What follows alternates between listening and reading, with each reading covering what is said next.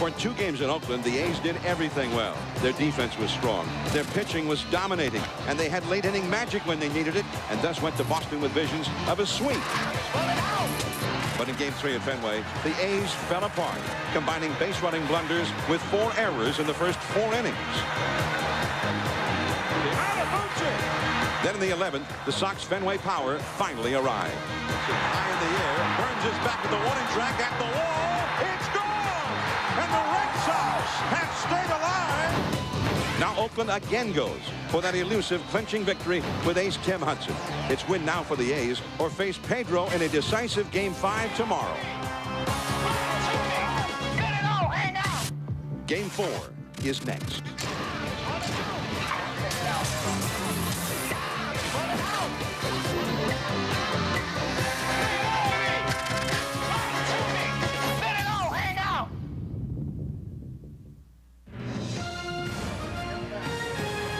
It's Fenway Park the day after. A bright, sunshiny, partly cloudy day in New England. October baseball at Fenway, and the Red Sox are just thrilled to have another game. For a while, it looked like there would not be one more. The Athletics were hoping there would not be one more. And the Red Sox, well, they might get greedy now. They might want 2 more. Certainly, we know they're going to play Game 4 here today. Jon Burkett, a 12-game winner in the regular season, gets the call. He's Boston's starter in this critical game. The A's will go with their ace, Tim Hudson, but on only 3 days of rest. Hello, everyone. I'm Jon Miller with Joe Morgan, and here we go. The Boston Red Sox almost eliminated last night. They were shut down again by this outstanding Oakland pitching, and yet they won that ball game. And here is Oakland 7 times in the last 4 years, Joe. They've had a chance to eliminate another team, and they have not won a single one of those games. Now the Red Sox feel the pressure has moved over to the Oakland clubhouse, knowing that they have to face Pedro tomorrow if there's a Game 5. What do you think? Well, the Oakland A's had a foul to take yesterday. They have one more today. But the leaders of the Oakland A's have to tell their teammates, we lost the game yesterday. It wasn't about the umpires. It was our poor base running. We made the 4 errors. That was yesterday. Let's go out and win today. No pressure. We are still in command of this series. That's what you have to say to your teammates if you're a leader of the Oakland A's. All right. Whether or not they'll be able to pull that off remains to be seen. One thing is for sure, the Red Sox are still in there, and suddenly they feel that the whole thing is turned around. Jon Burkett gets the call. Burkett heading in for the bullpen now, moments away from getting started. Miguel Tejada, the MVP in the league last year, he'll be coming up in the very first inning. It becomes a very difficult sun field, and we've seen that at various times. Lou Piniella in the '78 sudden death playoff between the Yankees and Red Sox made a play even though he never saw the ball, and had he not made that play, could have turned that whole playoff game around. So there are things to little hazards that could be out there today if the sun stays out, unique to Fenway Park. Jermaine Dye will be the right fielder for the Athletics today. The big crowd has gathered, and again we've had that electricity, that energy pulsing through Fenway Park. And they're playing the Red Sox theme song for the year, Cowboy Up, on the sound system right now as the Red Sox take the field. Manny Ramirez leading them out, heading out into left field. And the Red Sox will be hoping that Manny today will find his stroke. He's had only 1 hit in 12 at-bats in this series. David Ortiz, no hits yet. Let's take a look at the Oakland batting order now, presented by Bristol Myers Squibb. It'll be Mark Ellis back in the leadoff spot at second base. Rubiel Durazo, the DH. Eric Chavez, who is hitless in this series, at third base. Miguel Tejada, who has only 1 hit in the series in 15 at-bats at shortstop. Scott Hatteberg at first. Jose Guillen is back in there in left field. Adam Melhuse, the catcher. Ramon Hernandez, a late scratch because of a strained lower back. Jermaine Dye in right field, and Eric Burns is in center field, hitting 9th. And for the Boston Red Sox, the pitcher is the 38-year-old right-hander, Jon Burkett. And New Englanders are a little bit tense about Burkett out there, who oftentimes had a hard time in first innings of games. Well, I think Jon Burkett is a veteran, though, John. He's been in these positions before. He knows what he has to do. And I think the key is going to be him staying ahead of the hitters, because these Oakland A's seemed a little anxious in yesterday's ball game. If he can get ahead of them, he'll be able to get them to go out of the strike zone. Also with us today again is Gary Miller. Let's go down to the field to Gary. John Burkett's first inning problems are well documented. His first inning ERA is 10.13. The A's know about it, but they said they won't change their approach.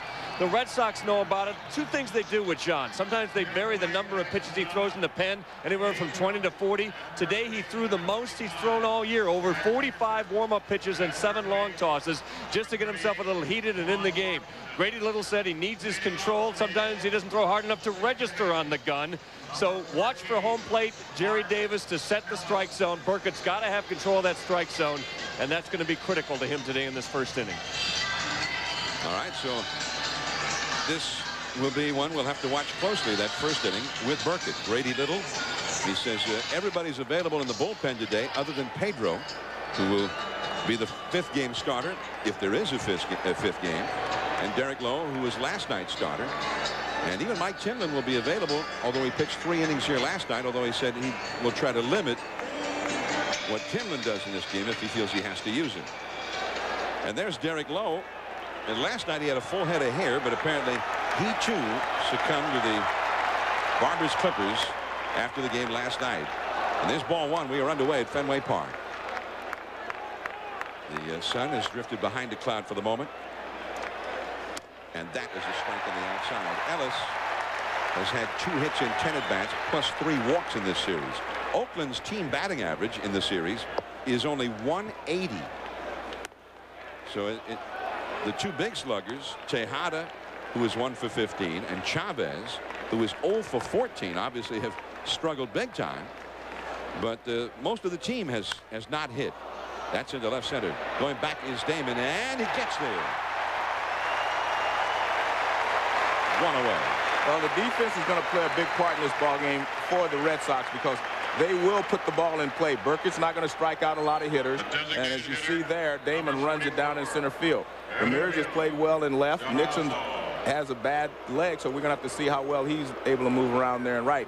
And we know Todd Walker's had some problems at second base in this series. So the Red Sox defense is going to have to step up today. Or is it cowboy up?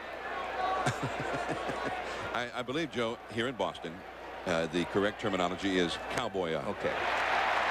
And I'm impressed that you're getting into that whole thing now. 0-1 to Durazo.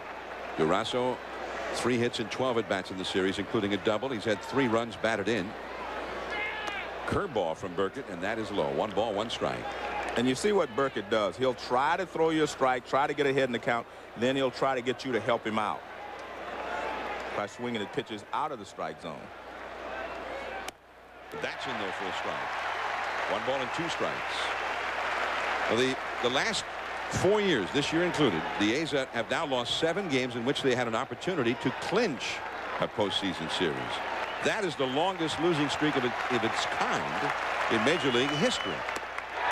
And that's just off the outside. And that's Burkett at his best. Just on the edge, just off the edge. And you can see the just on the edge for strike 2, just off the edge here. That's the way he pitches. So good 4 inches or more off the outside corner. This is the 2-inch demarcation off the outside corner, delineated there. 2-2 the count. And that is a base hit to left field. So Durazo gets the first hit of the game. And now the big Oakland sluggers, Chavez and Tejada, who have been shut down just as much as have Manny Ramirez and David Ortiz on the Red Sox side. Well, he can't pitch up, and this ball is going to be up. He doesn't throw hard enough up to get anybody out, and that pitch is up. Durazo does a good job, doesn't try to pull it, just lines it to left field.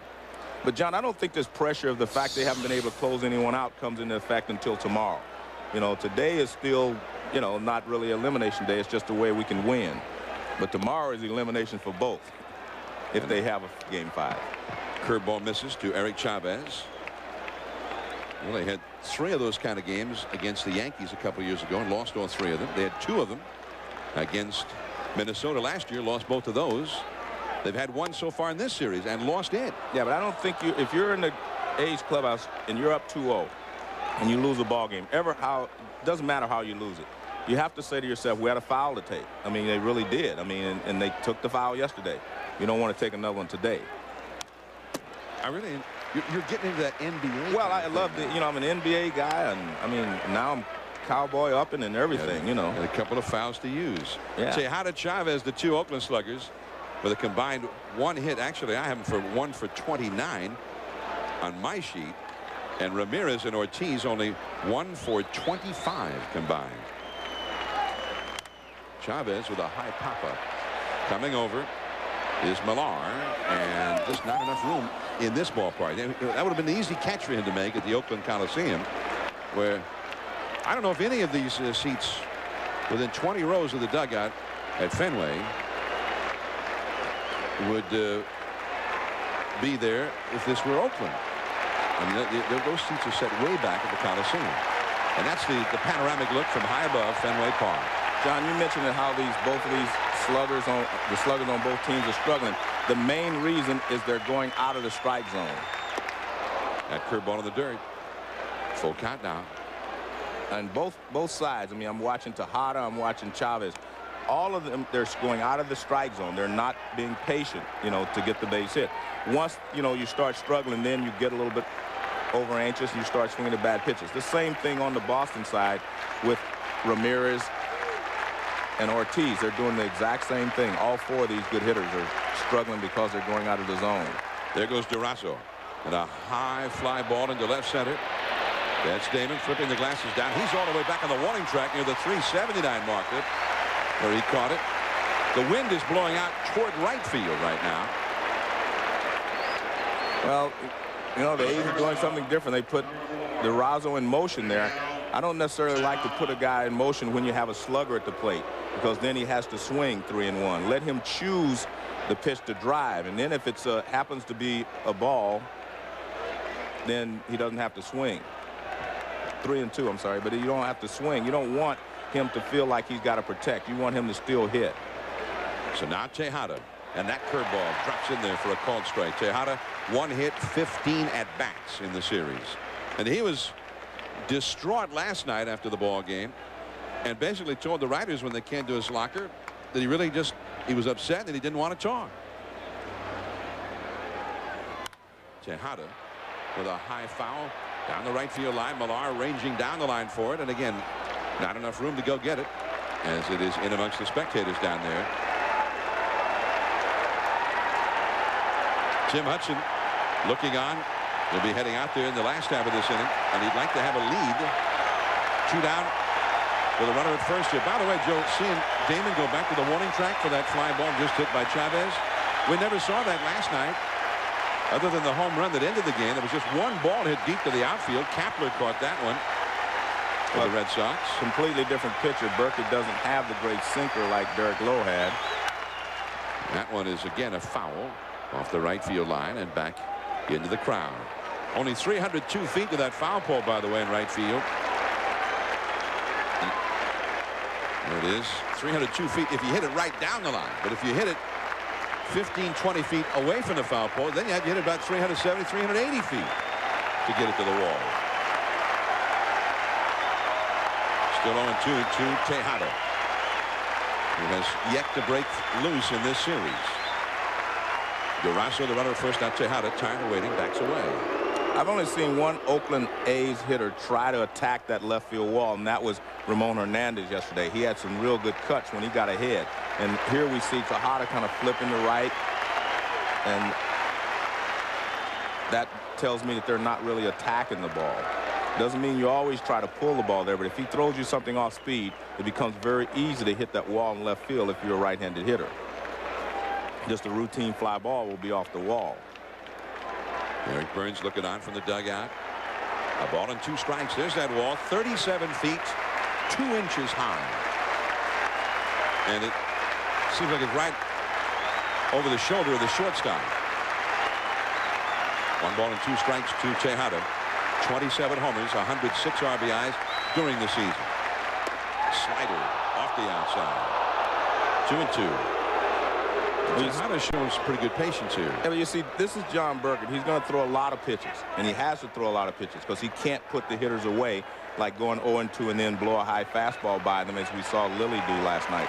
What he'll have to do is nibble, and try to get them to go after a pitch. And what you see is him throwing a lot of pitches here in the first inning, even though they've only, they don't have a lot of runners on. Tejada to first, and that's foul. Millar made a dive for it, but it was foul anyway. Still 2 balls, 2 strikes. That's 21 pitches thrown by Burkett already here in the first inning. Burkett, Gary Miller mentioned the first inning blues that Burkett has had so many times this year. Opposing hitters have a 367 batting average. They're all Ty Cobb against Burkett in first innings of games this year. That was Cobb's lifetime average, but only a 258 average the rest of the time. Well, Tejada thought that he just walked, but that was ball 3. Well, that should tell you something right there, Miguel. I think you have to focus a little bit better. I mean,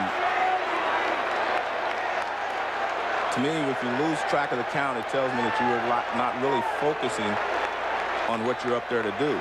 You're just swinging the bat, hitting. That was a 2-2 pitch that became ball 3. Four balls for a walk. There goes the runner. Tejada into right. Here comes Nixon, and that's the inning.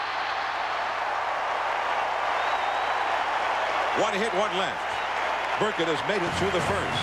Now the Red Sox coming up. Nomar hitting second.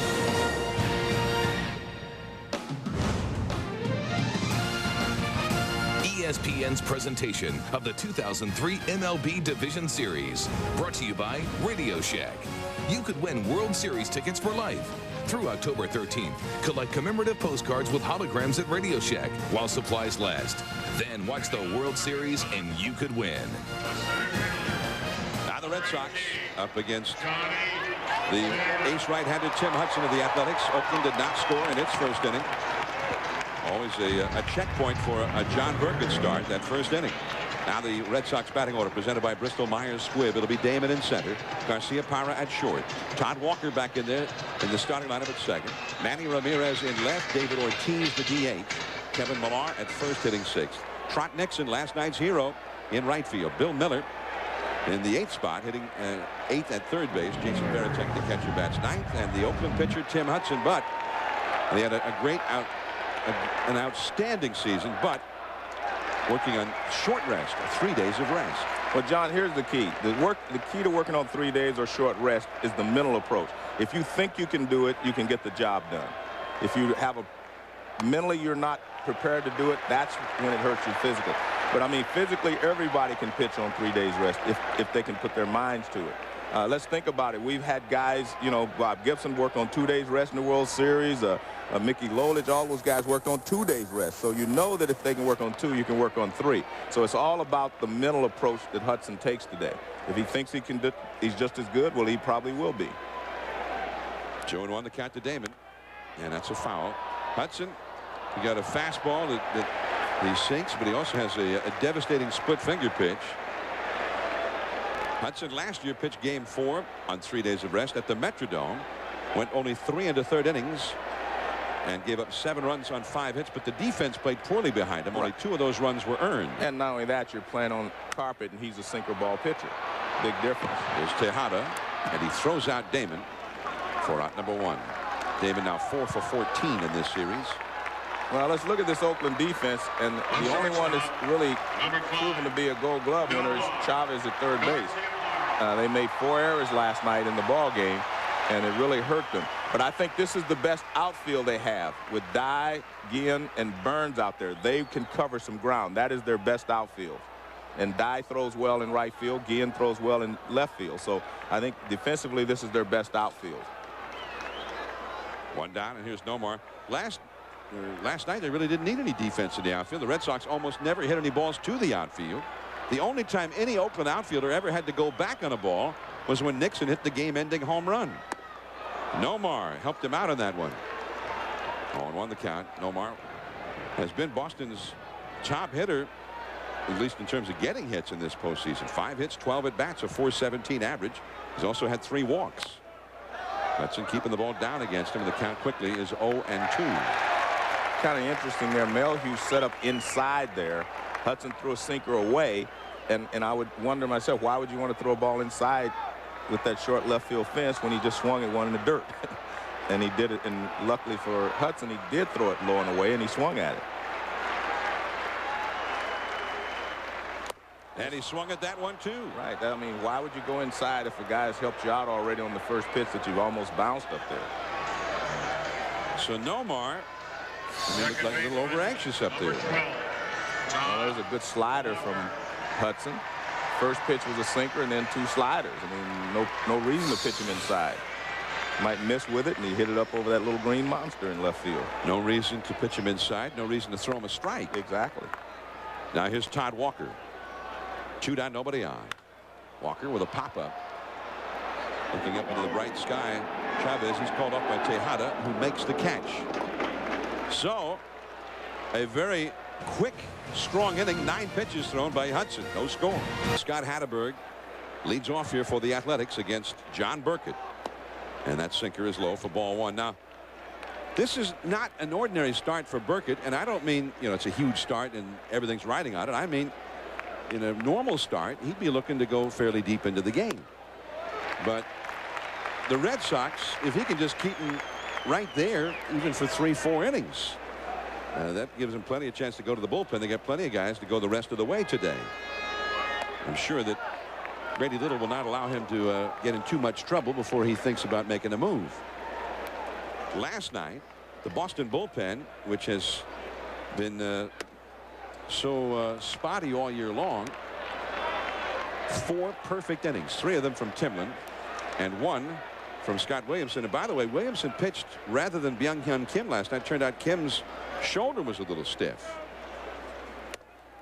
That is inside. So Burkett has walked Hatteberg to start off the inning. Timlin, despite 3 innings last night, according to Little, is available today for short work.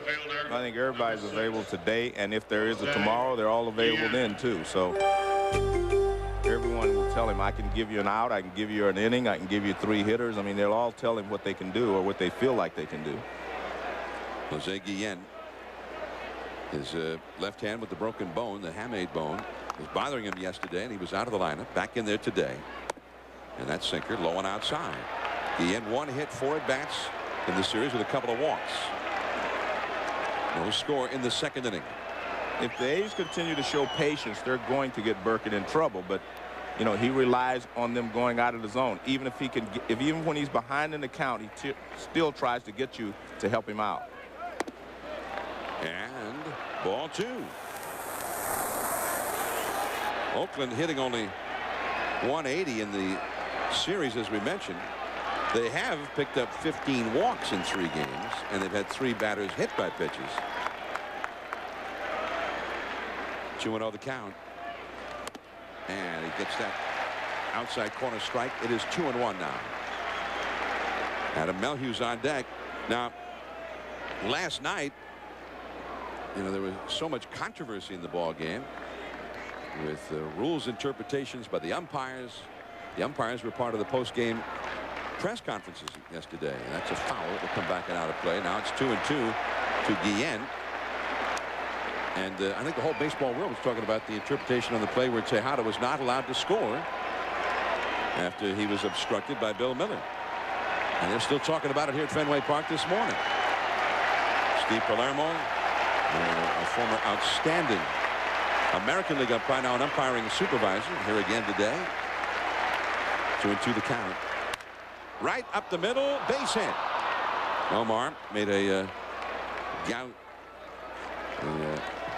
effort for it, but it was past him. And 2 men are on with nobody out for Oakland. Gary Miller's here with us. Gary. Adam Miller was in the lineup today. A late change from Maron Hernandez, whose back stiffened up last night. And in fact, he's probably not available even to pinch hit today, and his status for Game 5 unknown. Melhuse does have some pop. He hit 5 home runs in limited activity this year. All right, so here is Melhuse. Melhuse had only 77 at bats. He did have 5 homers and 14 driven in, so he did some slugging in the few opportunities he had. And he has a liner for a base hit. Now holding at second was Hatteberg to make sure that wasn't caught by Todd Walker, and the bases are now loaded. And good base running there by Hatteberg. I mean, you have to start back on any line drives hit behind you. So he wasn't able to score, but he was going to stay out of the double play. With no one out, you always have to be aware of the line drive. Fastball, that's pretty much in the middle of the plate. And anytime Burkett gets the ball in the middle of the plate, guys are going to have good swings at him. And here's the thing. If you're the A's, you know, Jermaine Dye he's been an RBI man his entire career. He's struggled a lot lately, but he's probably the guy that you would like to have up there in this situation right now. Dye takes a strike. Dye with 5 hits in 15 career at-bats against Burkett, including a home run. Yeah, but you look at his numbers for the year, it's just a complete loss. Yeah. Well, he's had so many injuries the last 2 years, but. And the curveball drops in there. Strike 2. The first pitch was a very good pitch by Burkett. He's been starting guys off away and trying to nibble. He just came right after Dye with a fastball on the inside corner, and then he threw in the big slow curveball. Oakland with a chance at a big inning here. The bases are loaded with nobody out. Dye the hitter. Eric Burns on deck. Hatteberg led off the inning with a walk. He's at third. Guillen hit a single. He's at second. Then Melhuse just hit a single. 3 men on, nobody out.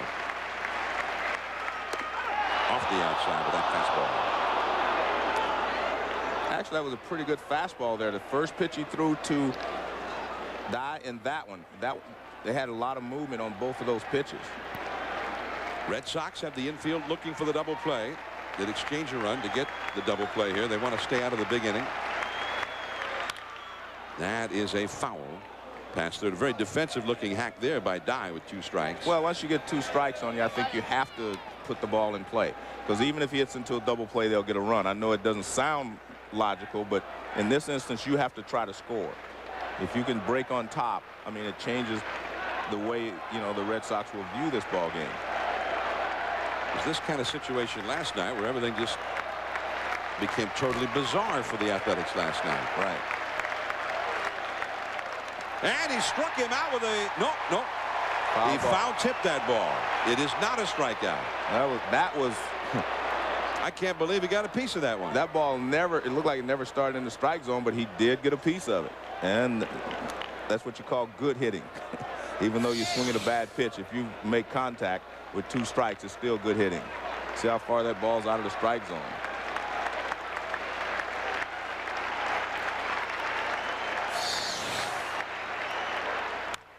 That one is a base hit to left field. 1 run is in. Now being waved home. Nope. Guillen's going to stop at third as the throw comes in. See, that's why I said that was good hitting the pitch before. If you stay alive and get 1 more pitch to hit, you count on the pitcher not being able to make as good a pitch on the next one. And that's the case there. He made a great pitch. Dye fouled it off, and now he hangs a curveball. So that's a curve. Well, he didn't hang that one either, but it's just, that's good hitting. Again, that's good hitting. That's plate coverage at its best. That ball is off the plate outside, and he reaches out and gets it. Not as tough a pitch as the one he fouled off before. But when you have 2 strikes, all you want to do is stay alive and hope that you get a pitch to hit on the next pitch. And that's what happened there with Dye. The one thing I've always believed in, John, you can struggle, have bad seasons, and things don't go well. But if you were an RBI man, when you get in that position, you're still an RBI man. You still know how to hit in those situations. That's why I say Dye was the right guy to be up there if you're the Oakland A's. Bronson Arroyo up in the Boston bullpen. Burkett got through the first today, but now it's the second inning that's giving him trouble. And here is Eric Burns, and he'd like to atone for really the bonehead play last night. He just did not touch home plate. They were all screaming at him from the dugout to go back and touch it. He even managed to shove the catcher in frustration over his pain, but he did not ever touch the plate. And that's down toward Johnny Pesky's pole in the right field corner, and just foul. Only 302 feet from the home plate to that pole, and he almost tucked one in. Well, I tell you one other thing, you better look up and see where the runners are. He ran past Dye at first base to him. I mean, he was like he was running with his head down again. And if he would have passed Dye, of course, you know, he's out. Let's see how close to the pole that one goes. Wow. Every once in a while, you'll see somebody tuck one in down there. Yeah, you're right. That was close. The wind is blowing in that direction, out toward right. So Burns, every once in a while you see a guy hit a home run and then run past his own runner, and he only gets credit for a single. Now the pitch. That is in for a called strike. 1 ball and 2 strikes now to Burns. Mark Ellis is on deck. Already a run in for the Athletics, and they really have a chance here to get a big early lead. And Burns might be the key to the whole thing. He's had 5 hits in 9 at-bats in this series. He had a 3-hit game last night. Just inside. Nice try there by Burkett. He was trying to sneak a fastball on the inside corner and finish him off. You see the target inside, and it's up and in. 2-2 the count. Again, Boston's middle infield double play depth. They're pulled in at the corners. Miller at third, Millar at first. Guillen, Melhuse, and Dye, the 3 base runners. They're waiting for Burns to get back in the box here. There's Guillen, Melhuse, and Dye. The crowd very quiet, very tense at the moment. Burkett in extreme trouble. Goes back in there again, and he wanted that call. 3-2. Jerry Davis, the home plate umpire today, he said no, that was also too far in. Same pitch almost, just a little lower. Zone showed that one being a good 4 inches off the inside. Full count. He needs to make a pitch here. And as a pop fly, backpedaling is Walker. The infield fly rule is called, so the out was automatic on that pop-up as it turned out. So Burns does not get anybody home. That's a huge out for John Burkett. Second baseman.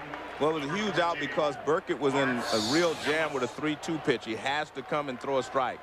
And he makes a good pitch. He gets the ball over the outside edge, moving away from a little bit like a little cutter. Burns just trying to put it in play, popped it up. You see the umpires there signaling infield fly on that one. And the infield fly, the batter is automatically out, whether the ball ends up being caught or not. And the runners advance at their own peril. That's the word we came up with last night. With Tejada as well. Well, you know. It turned out he was running at his own peril. Yeah. And was out. So now a double play would end the inning with no further scoring. So here's Ellis, who's had 2 hits in 11 at-bats in the series. And a curveball. That's a strike. 0-1. Bases loaded, 1 out. The sun has disappeared behind a cloud for the moment. You see no shadows at all at the moment. Another curveball and a pop-up. Millar, he's there. Out number 2. Well, the A's have not been able to execute in this situation for 3 days, not just the last 2. Another curveball, and that one's right in the middle of the plate. But Ellis was late on it and fouled it off. So neither Burns nor Ellis unable to get a runner home from third, and both were batting in a spot where they didn't necessarily have to get, just put it in play. Didn't need a base hit to do it. Well, but Durazo now. But if you're the A's, again, you have the right guy up for you. If you're going to have a guy with 2 outs, he's the guy. He had 3 RBIs in game 1, and again Burkett goes to that first pitch curveball that snaps in there for a called strike.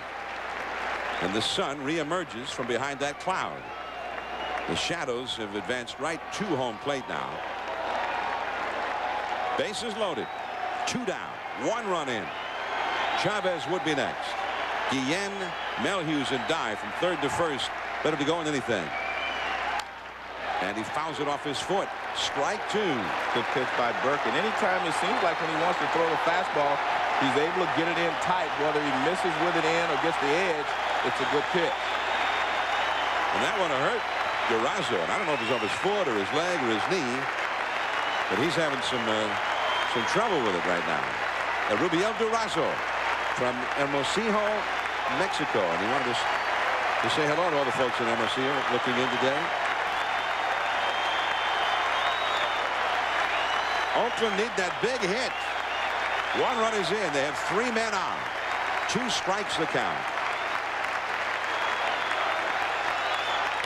Reaches for it, stays alive.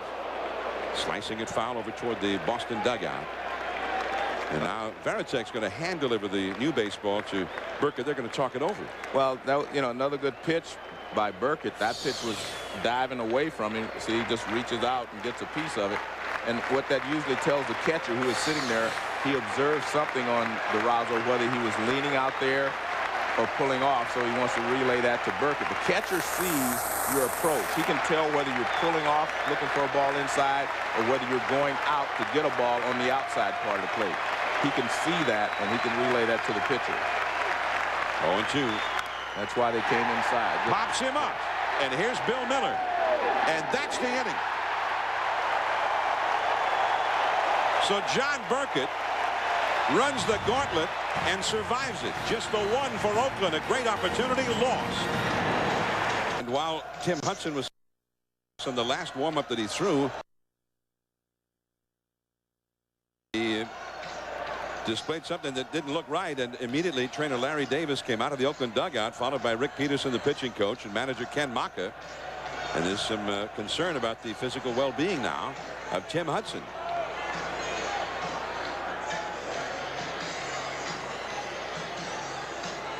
As they discuss things out on the mound, this was the last warm-up on the left-hand side there. He's leaving.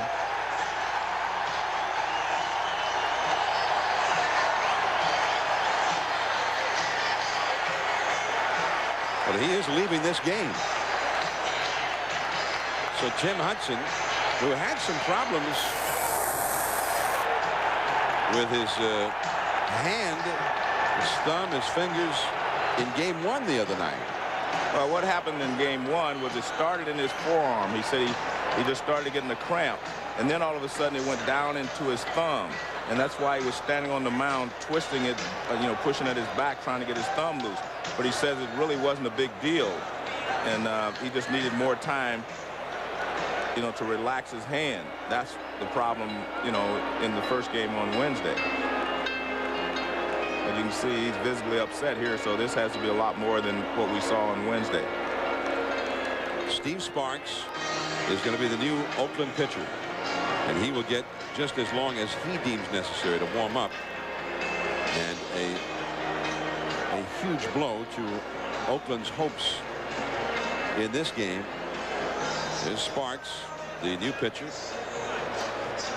And obviously Tim Hudson out of this game, and as soon as we get a report as to his status, we'll pass it along too. We're hoping that it's not something real serious. Sparks warming up. We'll return to Fenway.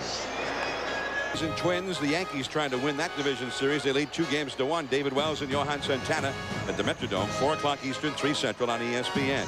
Then tonight, the deciding Game 5 from Turner Field. Kerry Wood and the Cubs against Mike Hampton at Atlanta. Hampton will be working on 3 days of rest. That's at 7:30 Eastern, 6:30 Central on Fox. This copyrighted telecast is presented by authority of the Office of the Commissioner of Baseball and may not be reproduced or retransmitted in any form, and the accounts and descriptions of this game may not be disseminated without express written consent. And Major League Baseball is giving away World Series tickets for life and other great prizes in the Ultimate World Series Pass promotion presented by Radio Shack. Winning hologram numbers will be announced throughout games 1 through 4 of the series, with the grand prize of World Series tickets for life announced in Game 4. These two ball clubs hoping to get to the 2003 World Series, but Oakland has just lost its ace right-hander, Tim Hudson, and of course earlier this year they lost one of their ace left-handers, Mark Mulder, not available. He was already a 15-game winner, then missed the last several weeks of the season. So what more hardship can Oakland endure here? They are leading this series 2-1. A few moments ago they had the bases loaded, nobody out, and a run in, and could not get anybody else home. And suddenly they lost their starting pitcher, Tim Hudson. A lot of things went wrong for the Athletics last night as well. starting with this rundown in the second inning. They had Varitek hung up, and then obstruction charge to Chavez, and he scored. Then on this play, it turns out Burns did not score. He was hurt. He didn't realize he hadn't touched the plate. The ball retrieved by Varitek, and he tagged him out. 1 run scored in that play, but Tejada ran into Bill Miller there. He thought he'd been obstructed, that he would be awarded home plate, so he stopped running. That was a mistake, as it turns out, as he was tagged out, and the umpires let that stand. So it went for the A's, a very winnable game for them last night, which they did not win. Now let's go to Gary Miller for an update on Tim Hudson's status. John, I just talked in the obviously a very despondent A's dugout. Tim didn't want to leave the dugout. Larry Davis, the trainer, had to get him to go into the clubhouse for further examination, but it's his hip that's bothering him on his landing. He noticed it while he was warming up there, and so obviously that's an injury he can't continue with. We'll see what we can get on further clarification of what exactly caused it. Wow. And that's rather ironic, because that's the kind of an injury that shut down Mark Mulder. Yeah. A stress fracture of the hip of Mark Mulder. Hudson, he left the dugout a few moments ago to go back into the trainer's room.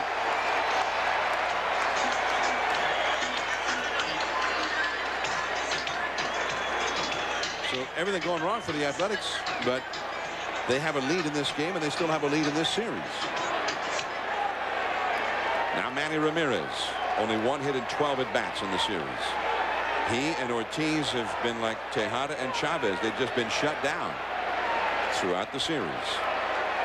Sparks a knuckleballer, and that one is in there for a strike, and it's 0-1. He was released by the Detroit Tigers in late August, and the A's signed him to a minor league contract. They brought him up after the rosters expanded on September the 2nd.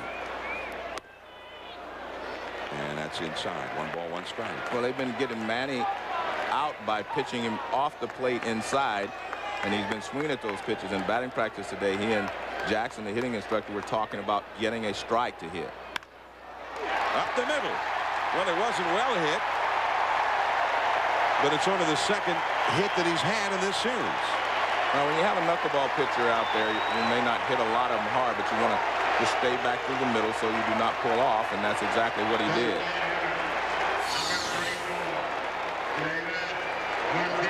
Manny just goes right back through the middle with it, not trying to pull it. And, you know, a lot of times that's what you need. One little ground ball or something to get you started. So Ramirez is aboard. They still showed him a lot of respect last night. They walked him to get to Ortiz in a crucial situation last night. Ortiz looking for his first hit of this series. And that one drops low.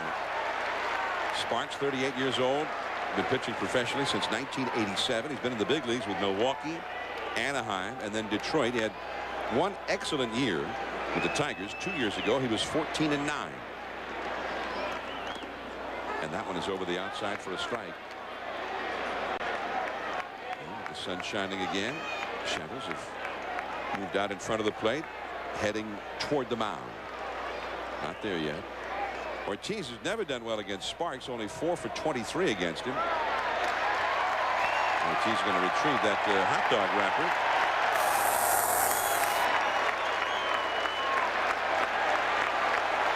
Ortiz had actually done a little bit better against Hudson in the past than he's done against Sparks. All right, so Ortiz has done a good deed. He's gotten that hot dog wrapper. He's cleaned up some litter. Now he's back to work. Ellis will go to first with it. So Ramirez moves up as Ortiz grounds out.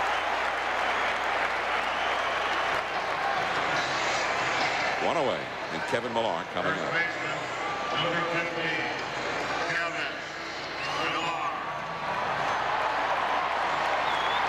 Kevin Millar, 3 hits and 14 at bats in this series. Millar, who was the author of that whole idea of cowboy up. The phrase, it's become sort of a rallying cry for the Red Sox. And that's inside for a ball.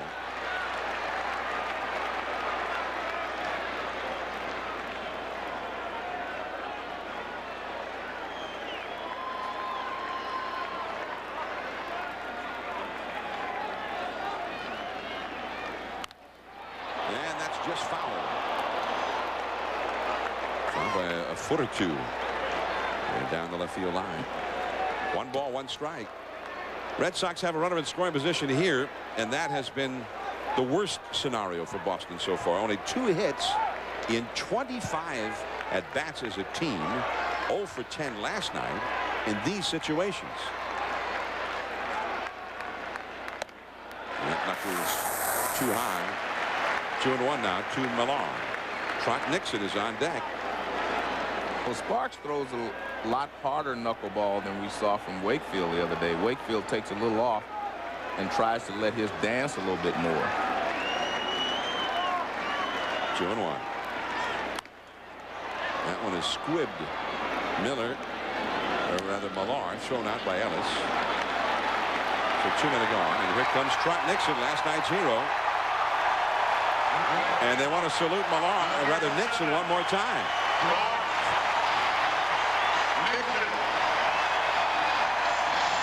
A standing ovation for Nixon the day after his dramatic game-ending home run of last night. Manny Ramirez put in a call for it. And Nixon hit it. It's only 390 feet to straightaway center at Fenway. The wall out there is 17 feet high. And that's ball 1. Nixon batting with the runner at third here. Won't take a home run to get the job done in this spot. Well, with a knuckleball pitcher, you always have to be aware of the pass ball or the wild pitch with a runner at third. Those knuckleballs are difficult to catch. And if he throws a good one that just dances too much, he may get away. 2-0. Nixon showing a pretty keen eye for that knuckler. He's done pretty well against Sparks in the past. He's had 8 hits and 23 at-bats, a .348 average, and 1 home run. There's Ramirez, who led off the inning with a single. He's at third now. That is foul. Into the glove of Hatterberg eventually, but only after it kicked off foul. And Nixon is still having a problem with that calf muscle because, I mean, he was hobbling a little bit there as he started to run, which is something we have to look for when he's in the outfield as well. Is he going to be able to cover as much ground as he normally covers? The sun has disappeared behind a cloud. 2 balls and a strike to Trot Nixon. 28 homers during the season. That is caught at first. He clobbered it, and Hatterberg able to make the backhanded grab, and the inning is over. Well, the A's dodged a bullet there. So Sparks on for Hudson. It is still 1-0 Oakland as we head to the third.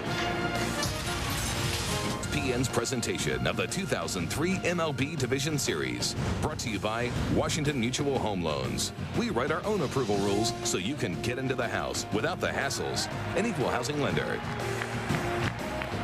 And strike 1 to Eric Chavez. Here come the Athletics now into the third, still leading 1-0. Chavez, Tejada, Hatterberg. Some power coming up for Oakland. Power that has not yet manifested itself in this series, though. Chavez now 0 for 15 after he hit a fly ball to left center in the first inning of this one. And it's a foul back out of play against Burkett. And the count is a ball and 2 strikes. By the way, Steve Sparks getting through that second inning. Really the opportunity of a career for Sparks. One that he didn't know about when he got to the ballpark today, but this is his first postseason game. Rick Peterson, the pitching coach, talking with Sparks there for a moment. That one is drilled foul into the crowd. And they're in a hurry. You wonder why all of a sudden he's throwing a lot of fastballs. Well, Chavez swung and fouled the second pitch back, and he shook his head like he couldn't see it, so they tried to come back with it again. As you can see, the shadows have crept in front of home plate. Pitchers in the sunlight, the hitters in the dark. Just missed on the inside with that one. Tried to move that one from the inside back to the plate, but didn't quite make it. 2-2 the count. See, the shadows have crept out in front of home plate. That curveball bounced to second, and Walker throws out Chavez. Well, I mean, it's uncanny how 2 great sluggers on each of these ball clubs have just been so thoroughly shut down in this series. I asked Grady Little about his sluggers. Ramirez and Ortiz. I said, are they pitching them so well? Is that it? Are they just making great pitches over and over again? He says, no, that's not it. I mean, they're making some good pitches at times. He says they've also had pitches they hadn't just missed them, in addition to swinging the pitches out of the strike zone. Tejada hit a fly ball to right his first time. That curveball is hit high in the air, shallow center field. Damon. Tejada is now 1 for 17. Chavez 0 for 16. Ramirez 2 for 13 for Boston. Ortiz 0 for 14. Number 10. So 2 men are gone, and here is Scott Hatteberg. We're at Fenway Park, game 4 of the division series. The Oakland Athletics have jumped ahead with a 1-0 lead, getting a run in the second, although even in so doing, they let a great opportunity go by, as they had the base loaded with nobody out and a run home, and they got nobody else home. Meanwhile, Tim Hudson then went back to start the last of the second and had to leave the game before throwing a pitch in the second inning, with the knuckleballer Steve Sparks coming on in relief. The report from the Oakland clubhouse, by the way, on Hudson is that he suffered a left oblique strain. Hatteberg with a check swing. The ball glances foul off the bat. A ball and 2 strikes. Well, the oblique muscle strain is something that's common with hitters, because you're swinging a bat, you rotate, you swing and miss. Sometimes you pull that muscle. It's in the upper part of the ribs in your side there. And most hitters who have played this game have had it at one time or another, because it's just something that happens. It could take a while to get over that, yes, too, right? It does, but I'm not sure, how severely it's strained. That's the question. Strike 3 called on the outside. Backdoored him with the slider and got the call. The first perfect inning for Burkett.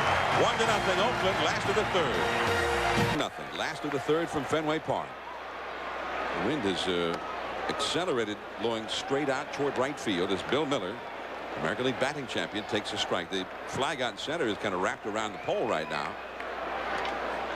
But it is other flags around Fenway. You can see indicating the wind's blowing straight out toward right.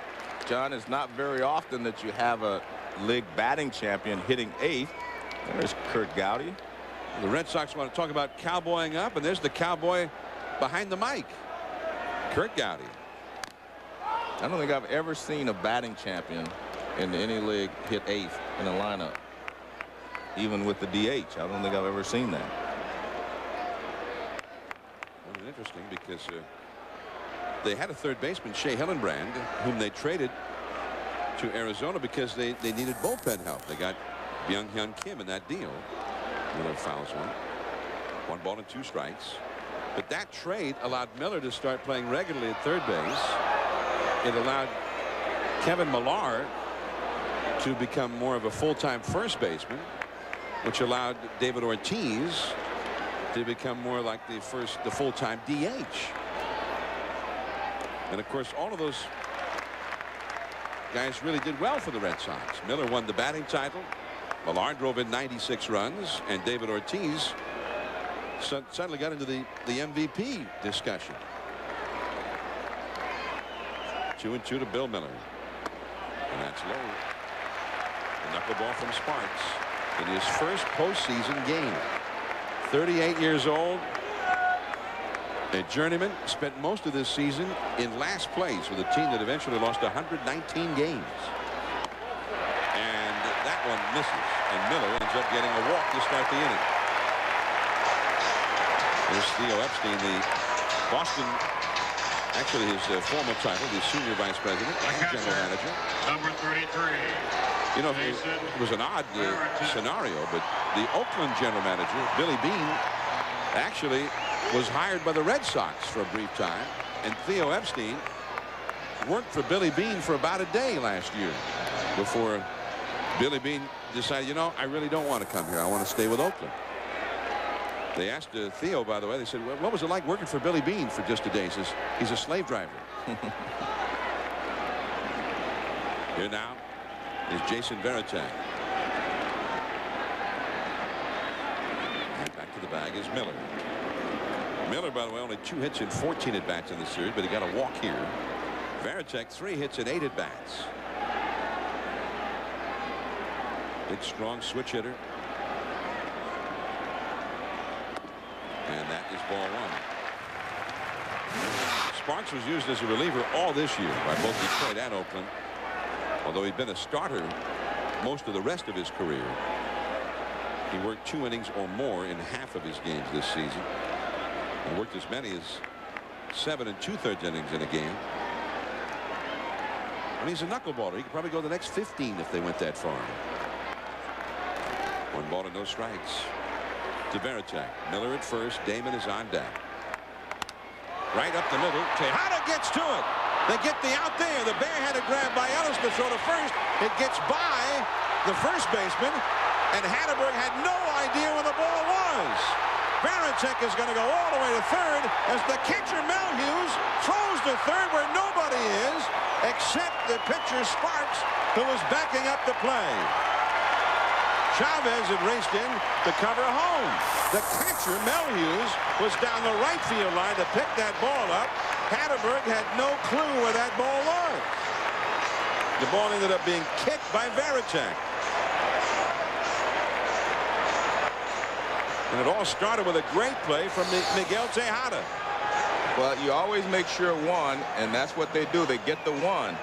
But you can see as Ellis turns, Miller runs into him, and the ball actually went between the legs of Hatteberg and then was kicked by Varitek. And you see the hustle by Mel Hughes to get down there.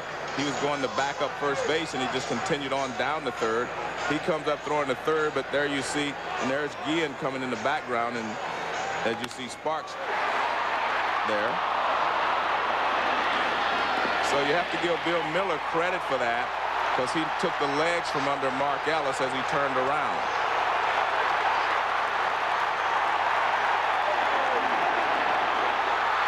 Well, meanwhile, Hatteberg seemed like he was getting into it with Dallas Williams, the first base coach. The ball is rolling down the right field line, and Hatteberg, it was almost like he thought that Dallas Williams somehow was hiding the ball from him. The Athletics bring the infield in here for Damon. So they got the force out at second, then an error charge to Mark Ellis. To Varitek ending up at third. That one is hit well into right center field. Dye looking back. It is into the bullpen. A 2-run homer for Johnny Damon. And the Red Sox have gone ahead.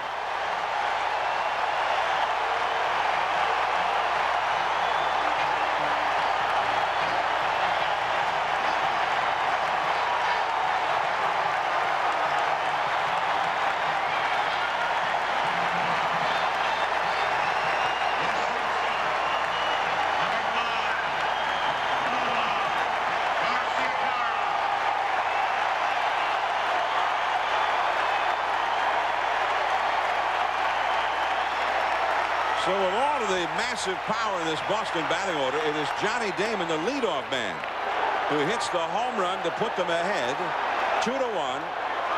He got it up into that wind blowing out to right and hit it out with plenty to spare as Garcia Parra comes up now with a count of 1 ball and 1 strike.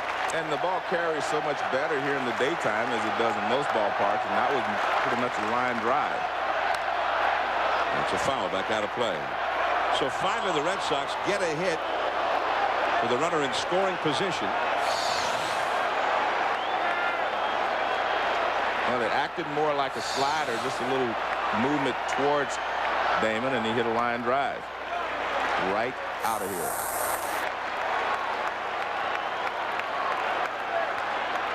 And it is the 5th Boston homer of this series. Garcia Parra. Right center. Dye. He burns both there. Dye takes it. Nomar is 0 for 2 in the game. 2 down.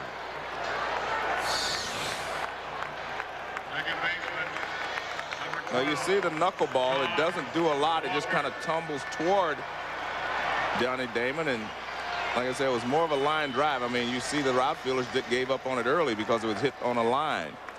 And it goes into the bullpen. And the Sox did what the A's couldn't do. They got a runner in from third with less than 2. John Walker, the hitter. He's hit 2 of those Boston home runs. By the way, that home run by Damon with a runner in scoring position broke the Boston doldrums. They had been 0 for 17, 0 for their last 17 in those kind of at-bats. The whole team had been struggling in those situations.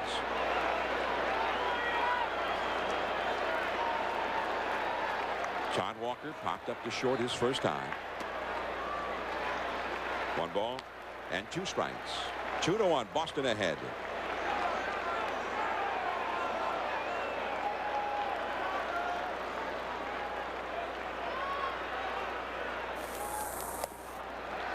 Two and 2.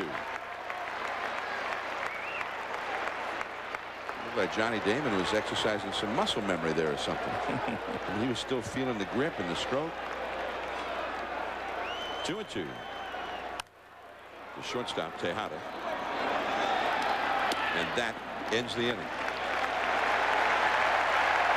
Another Oakland error. And then a clutch Boston hit. 2-1 Red Sox after 3. Harbor in the distance, and we're in the back bay at Fenway Park in the Fens as Jose Guillen takes ball 1 from John Burkett. Burkett coming off his first 3-up 3-down inning, but he curves for ball 2 there in the dirt outside. Guillen got a base hit in the second inning when Oakland ended up scoring its only run of this game, but also the inning in which they got that run ended up being an inning of lost opportunities. They had the bases loaded and nobody out with the run already in, and they couldn't get anybody else home. That curveball fouled. But I think, Joe, you've been pointing out with that wall looming so close in left field to get that off-speed pitch. Why not take a shot at it? Well, that's what we saw him do right there. It seems that, you know, Oakland's approach has been, you know, to try to go the other way off of Burkett. That is through the middle, base hit. He got a fastball and he ripped it over the middle. So Guillen is 2 for 2, hit number 5 for the Athletics. Our views from high above Fenway Park have been courtesy of the Hood Light Shift. HP Hood supports children's hospitals throughout New England in partnership with the Boston Red Sox, and we are extremely pleased to have them with us today as part of our coverage of Game 4 of this American League Division Series. The winner of this series will face the winner of the Yankees-Minnesota series. The Yankees are hoping to win that series today at the Metrodome, back of David Wells. That's off the outside, ball 1 to Adam Melhuse, who hit a single his first time. Melhuse looked like a pretty good hitter. He's got his approach. I mean, he stays right there. He goes, you know, he doesn't pull off. He looks like he's a pretty good hitter. Started the year in AAA, playing for Sacramento. Called up in late May. And that's a strike on the inside. And it's also an opportunity for Melhuse. The guy's been around for a long time. He's 31 years old. He's been with the Dodgers, the Rockies, now Oakland. But this is his first postseason game, and he got a base hit in his first postseason at bat. In the second inning, he wasn't originally in the lineup, but Ramon Hernandez, with a strained lower back, had to be scratched from the lineup today. Guillen, the runner at first. He's got some extra protection for that that wrist there. Yeah, but I think most of the players use those now. They're sliding mechanisms that keep you from hurting your hand when you slide, and obviously his is already hurt, so it protects him against that as well. But a lot of hitters, a lot of base runners actually wear those gloves and stuff now, because most people, it's when you slide, you put your hand down, and that protects it. That's a base hit. Melhuse is 2 for 2. Damon picks it up, breaking for third. Guillen, the throw. A perfect throw by Johnny Damon on a hop. Wow. I tell you, I thought Guillen had made the right choice. I mean, force him to throw you out, and Damon makes a perfect throw. I mean, it's right on top of the bag. If the ball's left or right a foot, he's safe. So I think that was good hustle, I think, was a good chance to take, and Mel Hughes did a great job of moving down to second base. I think you have to try to make some things happen here for the A's, and I think Guillen made he made a good choice. Damon just made a better play. I mean, that was some big league ball right there. Yeah, this is playoff baseball, and that's what you want. See, look at, he never slows down. He says, I'm going to go. Now watch where this throw is, and just realize if it's not directly over the bag, he's not going to be out. And that ball was directly at the bag. I mean, and you figure a guy can't throw a ball from 300 feet right on top of the bag. Look at that. Look where the throw is. Wow. And if it is any place else, he's safe. Great call by Ed Montague, the crew chief, the third base umpire. And it was a good tag by Miller. He dropped it down on him very quickly. Didn't look that way in slow motion, but he did. So the Athletics, with one out, have a runner at second. Mel Hughes went to second on the throw to third. Jermaine Dye, who drove in Oakland's run with a base hit in the second inning, trying to do it again here. 2-1, Boston is leading. Oakland in this game has 6 hits in these first 3 and a third innings, plus a walk. They've had lots of base runners, but just the one run. Just off the outside. 2-1. Boston has only 2 hits in the game, but 2 runs. Johnny Damon, who hit the 2-run homer in the third, and he follows it up, a little encore, with just a perfect throw. I mean, they would have had runners at second and third, nobody out. I mean, that is just huge. Yeah, I mean, again, that ball is, I mean, it's right on the bag. I mean, if the ball's a foot either way, I mean, he's safe. I mean, they might do that play 50 more times, and that might be the only time you get it. Exactly. 3-1 the count to Dye. That curveball, a little looping liner, and caught by the diving Walker. So a little defensive retribution for Walker, who had some real problems that cost the Red Sox badly in Oakland on defense. Well, he wanted to catch it in there, because if you let that ball hit the ground with all the spin it had on it, there's no telling where it would have bounced. Now watch, you see him come get it, because he doesn't want that ball to hit the ground.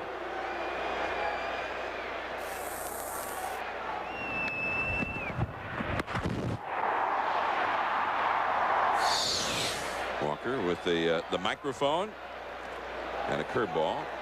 1 ball, no strikes. That ball trapped by the catcher, Jason Varitek. Eric Burns, the hitter. He popped up to second with the bases loaded and nobody out in the second inning.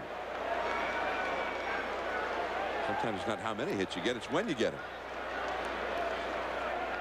Burns had 3 hits last night, but the play we all remember is that he forgot to touch home plate. 1 ball, no strikes. That is Mel Hughes, the catcher, at second. 2 down. 2-1. The Red Sox are leading. John Burkett. One-time 20-game winner with the Giants 10 years ago. Curveball. That floats through there tantalizingly for a strike. 1-1. Burkett's never been quite as good, again, as he was back in '93 with the Giants. A big slow curveball. It stayed on the inside part of the plate, but it fooled him because it was so slow. That one to Miller, and that's the inning. The Athletics cannot get that big hit. Manny Ramirez coming up. Are leading the Athletics 2-1. The Red Sox in another must-win situation. If they don't win, they have to go home. The Boston Bruins are just getting ready to start their season. That's the captain of the Boston Bruins, Joe Thornton, and many of the Bruins are here today to watch the Red Sox. They will start the NHL season on Wednesday. The Bees, as they sometimes call them here in Boston, the Boston Bruins, to get the NHL season started, and ESPN will be covering the NHL. Here is Manny Ramirez. From deep third, Chavez, the long throw, gets Ramirez. Chavez is good. I mean, he has showed us that he can really play third base, and he makes everything look easy. All the plays he had last night, there were some difficult ones, backhands and whatever, but he makes it look so easy, so smooth over there at third base. I mean, watch it. I've always talked about good feet. Now watch how he backs up, but he gets himself in position right away to get rid of the ball. You know, you've got to have quick feet to play the infield, and he does a good job. I mean, he's just so smooth at third. Here's David Ortiz. He's 0 for 14 in this series. That knuckler floats outside. 1 ball, no strikes. Ortiz grounded out to second in the second. Jim Hudson had to leave this game after 1 inning pitched with a left oblique muscle strain. He really thought about taking a shot at that one, did Ortiz. Then at the last, he thought better of it. 2-0. It was too far inside. Kevin Millar on deck. 2-1 Boston. Shadows are about halfway between the home plate and the mound now. But he swung at that one and it disappeared. You see how they've cut right across the area between home plate and the mound. It's not quite that dark when you're standing there, but it is definitely a transition from light to darker. 2-1. And back to the screen. 2 balls, 2 strikes. Take a look at this knuckleball, and it's a little slower, so you get a chance to see it. Now watch it start right there. It starts to get dark. That's coming into the shadows. 2-2. And a full count. Sparks, the emergency replacement. I asked Ken Maka before the game, the Oakland manager, who would be the first reliever in, and he said, you know, we don't really look at it as a long reliever for Hudson today. We'll just mix and match as we go through. And down goes Ortiz. Now you can see Sparks. He doesn't throw anything but the knuckleball. He says, I'm going to either walk you or make you put it in play, but I'm not going to change and go to a fastball or a slider. First baseman, number 15, Kevin. So now Kevin Millar coming up. Fenway Park. The Oakland Athletics and the Boston Red Sox in this division series. Oakland leading 2-1. Ace right-hander Tim Hudson had to leave the game with a left oblique strain after just 1 inning. The emergency replacement, the knuckleball to the veteran Steve Sparks. In Boston on the Johnny Damon home run in the third, holding a 2-1 lead here. John Burkett has pitched the first 4 innings for the Red Sox, allowing just the 1 run. Kevin Millar, the hitter, batting with 2 down and nobody on. I'm Jon Miller with Joe Morgan. What a week this has been, Joe. Yeah. I mean, we're living a baseball dream. I mean, we started off at Yankee Stadium on Tuesday.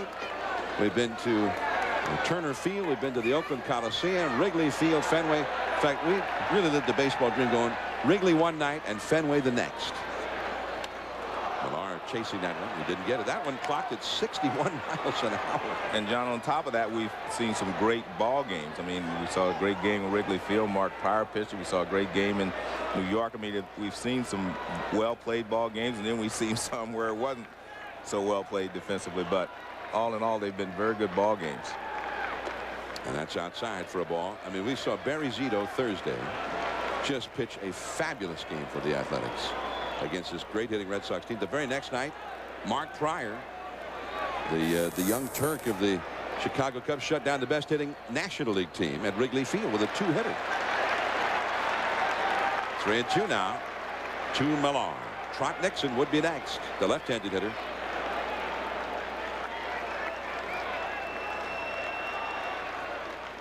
And the walk. Second walk allowed. More division series action coming up today. I don't know if we can get to Minnesota in time, Joe. Maybe we have to let somebody else do that one. I guess we can't do them all. The Yankees and the Twins, game 4. Yanks trying to clinch it. David Wells against Johan Santana, 4 Eastern, 3 Central on ESPN. Then tonight, the Cubs and Braves. One team will advance, the other goes home. It's the deciding game 5. Kerry Wood for the Cubs, Mike Hampton for Atlanta on 3 days rest from Turner Field, 7:30 Eastern, 6:30 Central. Gary Thorne, David Justice, and Jeff Bradley will be at the Metrodome, by the way, following us for the Yankees and the Twins. Trot Nixon lined hard, but to the first baseman his first time. Nixon had that big home run last night. Out of North Carolina State. Gary Miller interviewed him right after the ball game and all the excitement. And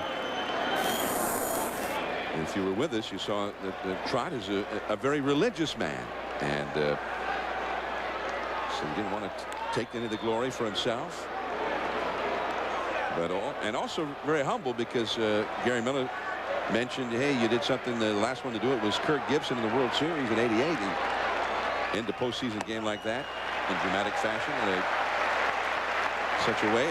And Trot said, well, you know, that was a World Series. I think that's a little bigger than what I did.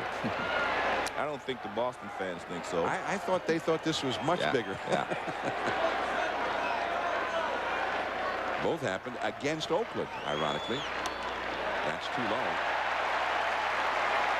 So now it's 3-0 to Nixon. Bill Miller is on deck. One of the problems you have when you talk about knuckleball pitchers is they can go along retiring everyone to run. All of a sudden they can't throw a strike with the knuckleball. It just dances out of the strike zone.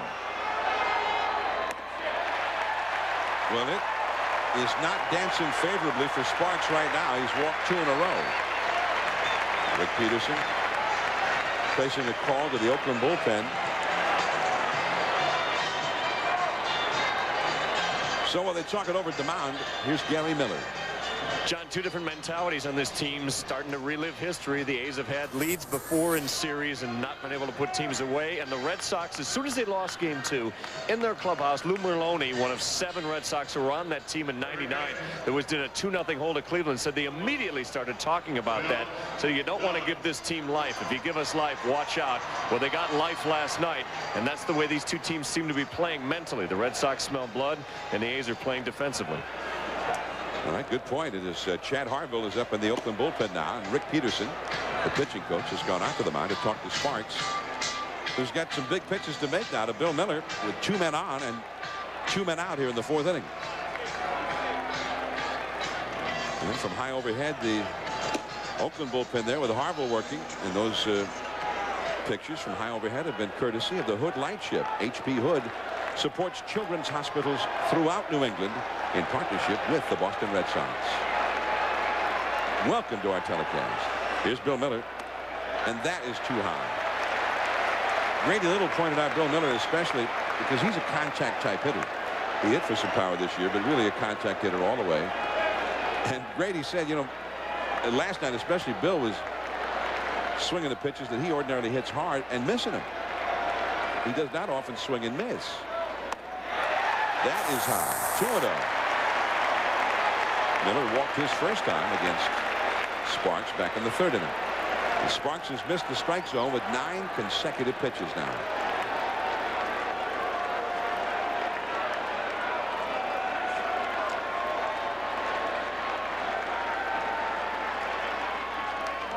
That's a called strike. Bouncing off the glove of Mel Hughes. 2-1 the count. Terry Francona in the foreground. There's manager Ken Maka. Francona, the bench coach. Millar at second. Nixon at first. Bill Miller trying to deliver a run. Boston already ahead 2-1. And it's not going into the strike zone right now. 3-1 the count. There's always a theory, you know, about knuckleball pitchers. So if you stay close to them, they will help you out. Then you just have to get that one big hit. Now the Fenway crowd gets into it. And that is right to the second baseman, Ellis. Nixon tried to obstruct Ellis's view of that one while he could, but it did not work. Don't use the word obstruction. At my own peril. Yeah. Playing the Red Sox and A's game. Playing the Oakland half of the 4th, where Jose Guillen got thrown out at 3rd. You always hear, don't make the 1st or 3rd out at 3rd base. We thought it was a good aggressive play, just like Joe Morgan did. Yeah, well, there's sometimes you got to force the action. And you know what happened there, though, is Johnny Damon made a perfect throw. The teams in this playoffs that made the plays defensively have won. He made a perfect throw. Oakland threw a ball away. It allowed Damon to have a runner at 3rd base. Hits a home run. Next thing you know, it's a 2-run pitch. You got a ball to drive out. You know, we've got more baseball coming up. Game 4 between the Yankees and Twins. We're still playing in Boston. We'll start that on ESPN 2, John. All right, and here we go to the Oakland half of the 5th inning. Leadoff man Mark Ellis trying to get him started here. He's 0 for 2 in the game and 2 for 12 in the series. John Burkett misses, ball 2. Burkett working into the 5th inning. And he's given the Red Sox so far just what they needed today. Not only keeping them in the game, he's got the lead, but he is suddenly behind Ellis 3-0. Got some power coming up next. Rubiel Durazo on deck, then Eric Chavez and Miguel Tejada. 3 power hitters. That's a strike. 3-1.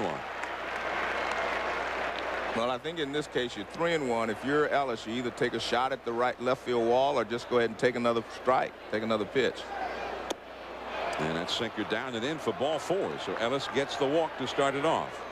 Well, they're talking about that throw by Johnny Damon in the 4th inning after Guillen had singled.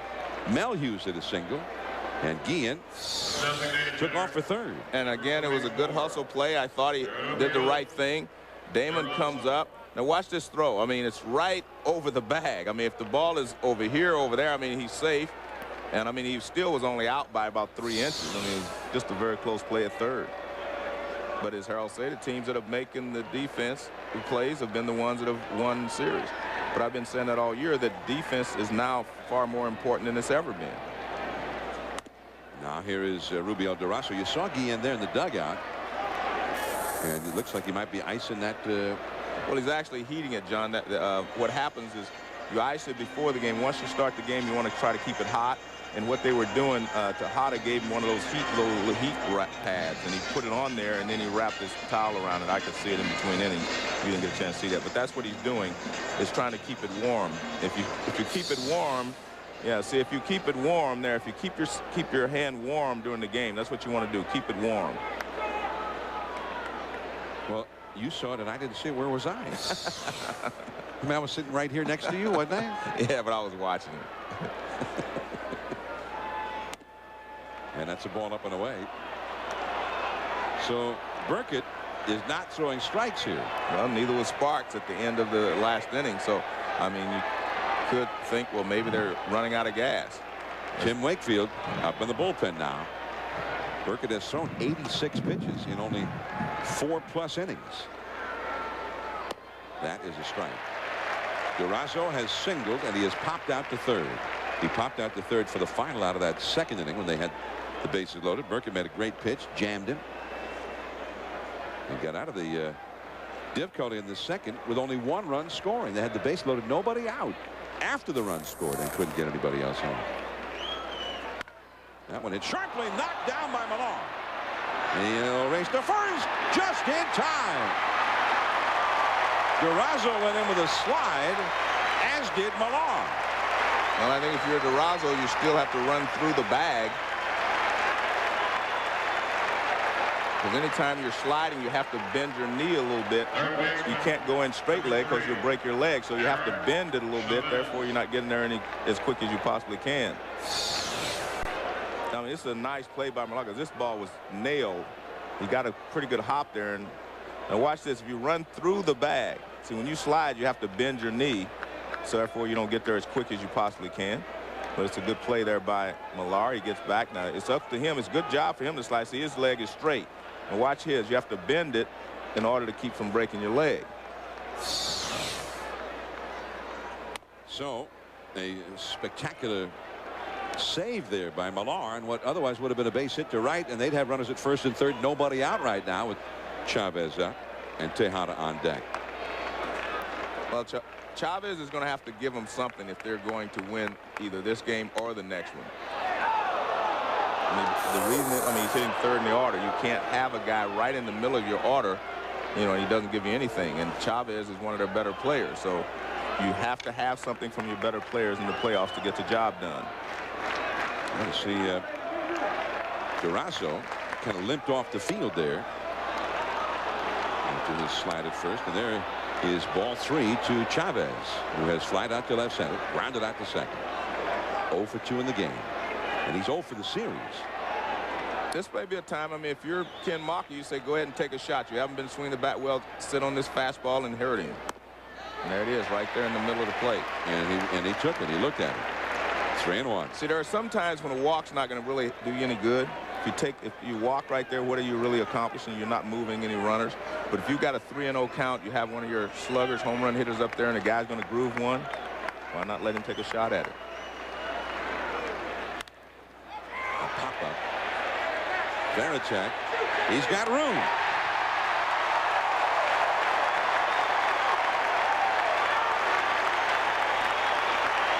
So he took the 3-0 pitch and then fouled out on the next pitch.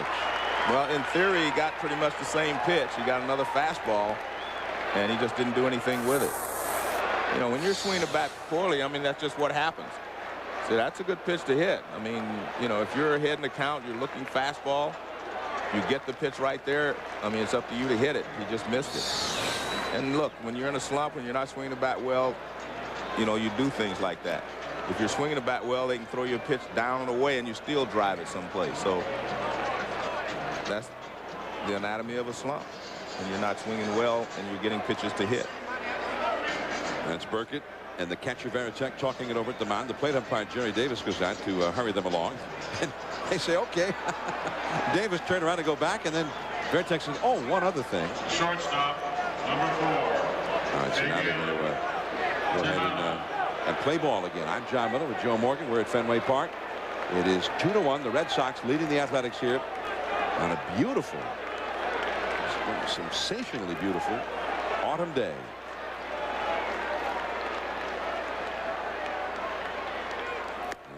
Those long October shadows lengthening out toward the pitcher's mound now as Tejada takes the ball. Tejada had a lot of success in the past against John Burkett. 345 lifetime average against him coming into this one. Oakland hitting only 180 as a team in this series, though. And what's worse, they haven't even hit a home run yet, which is their favorite weapon.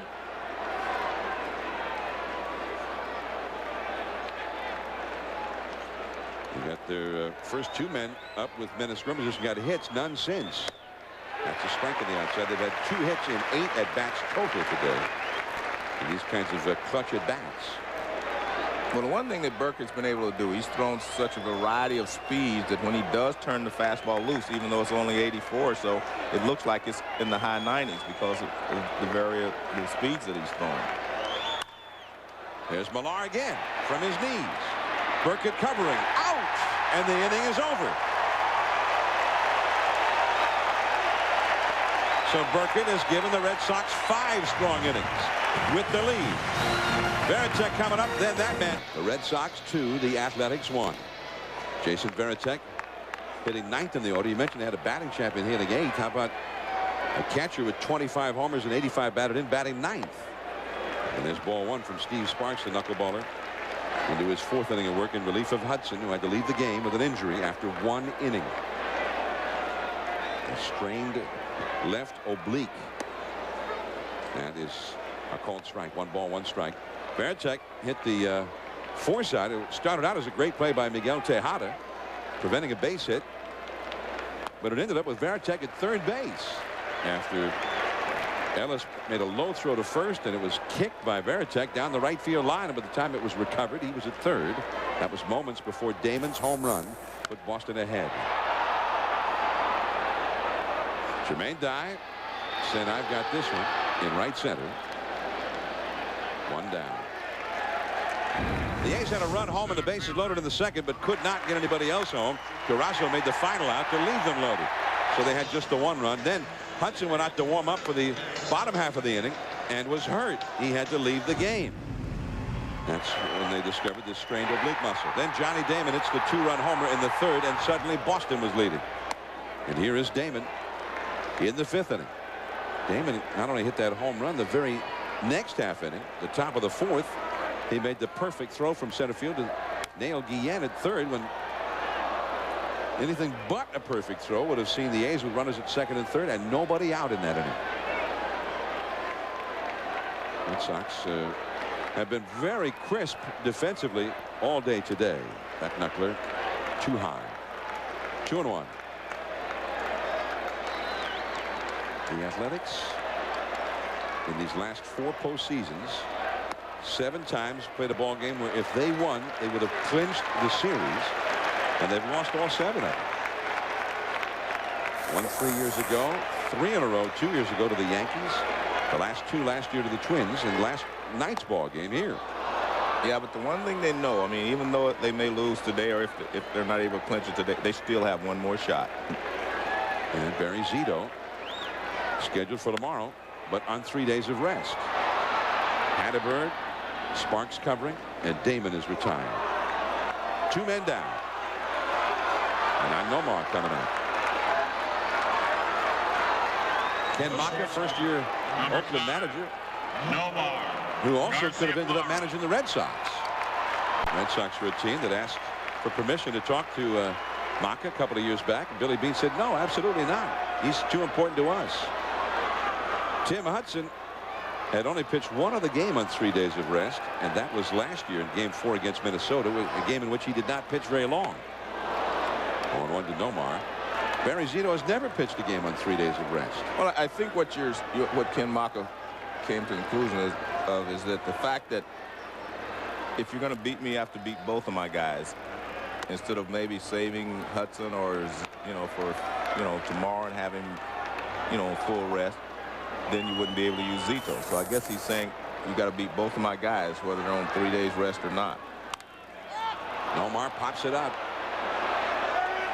Coming down to help out Hatteberg, and he takes it. That was as opposed to the play last night where Chavez did not help out the catcher. Now to the 6th inning. Hatteberg coming up. Torrey Hunter at the Metrodome as the Twins and Yankees are getting ready to play there. And that'll be coming up on ESPN at 4 Eastern, 3 Central Time. The Twins in desperate straits. They must win today to keep their season going. Johan Santana will be on the mound against David Wells there. Now John Burkett back for the 6th inning. The bullpen will be ready for the Red Sox. They're already working out there. As Scott Hatteberg is at the plate. Back, it was deflected by Burkett. Barehanded by Nomar. No play. And it is an infield hit for Hatteberg. Second time he's been on base today.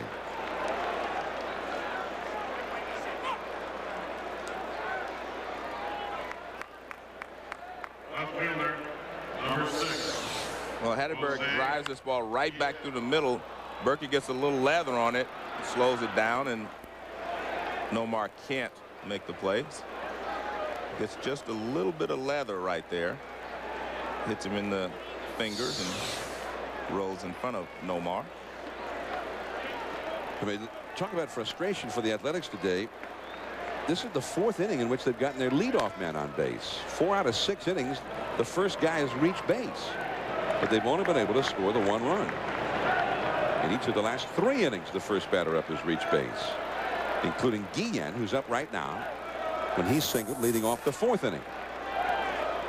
There were extenuating circumstances in that inning, of course, because Guillen ended up being thrown out at third on Melhugh's base hit on the perfect throw by Johnny Damon.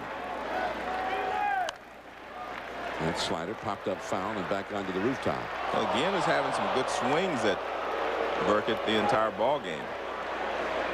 Guillen hit 31 homers with 86 runs batted in this year in 136 games, splitting time between the Cincinnati Reds in the National League and the Athletics. Hit .311 for batting average. Burkett's thrown over 100 pitches in this one. Wakefield, the knuckleballer, up in the bullpen. That is caught! A diving catch by Miller at third.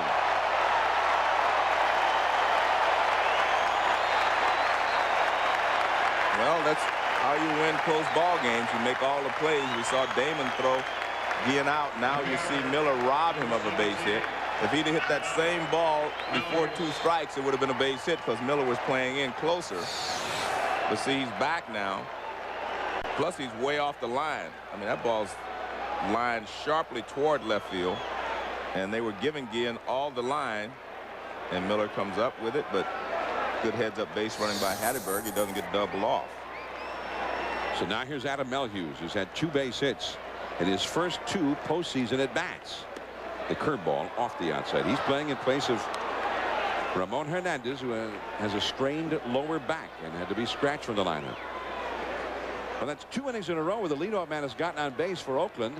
And then the next batter hit a shot that was turned into a brilliant defensive play by the Red Sox. That curve in the dirt. Did he swing? No. Third base umpire Ed Montague made the ruling. 2-0 the count. Durazo hit a shot headed for right field that Millar made a dive for and knocked down and turned it into an out. Now Miller with the spectacular diving catch of that liner by Guillen.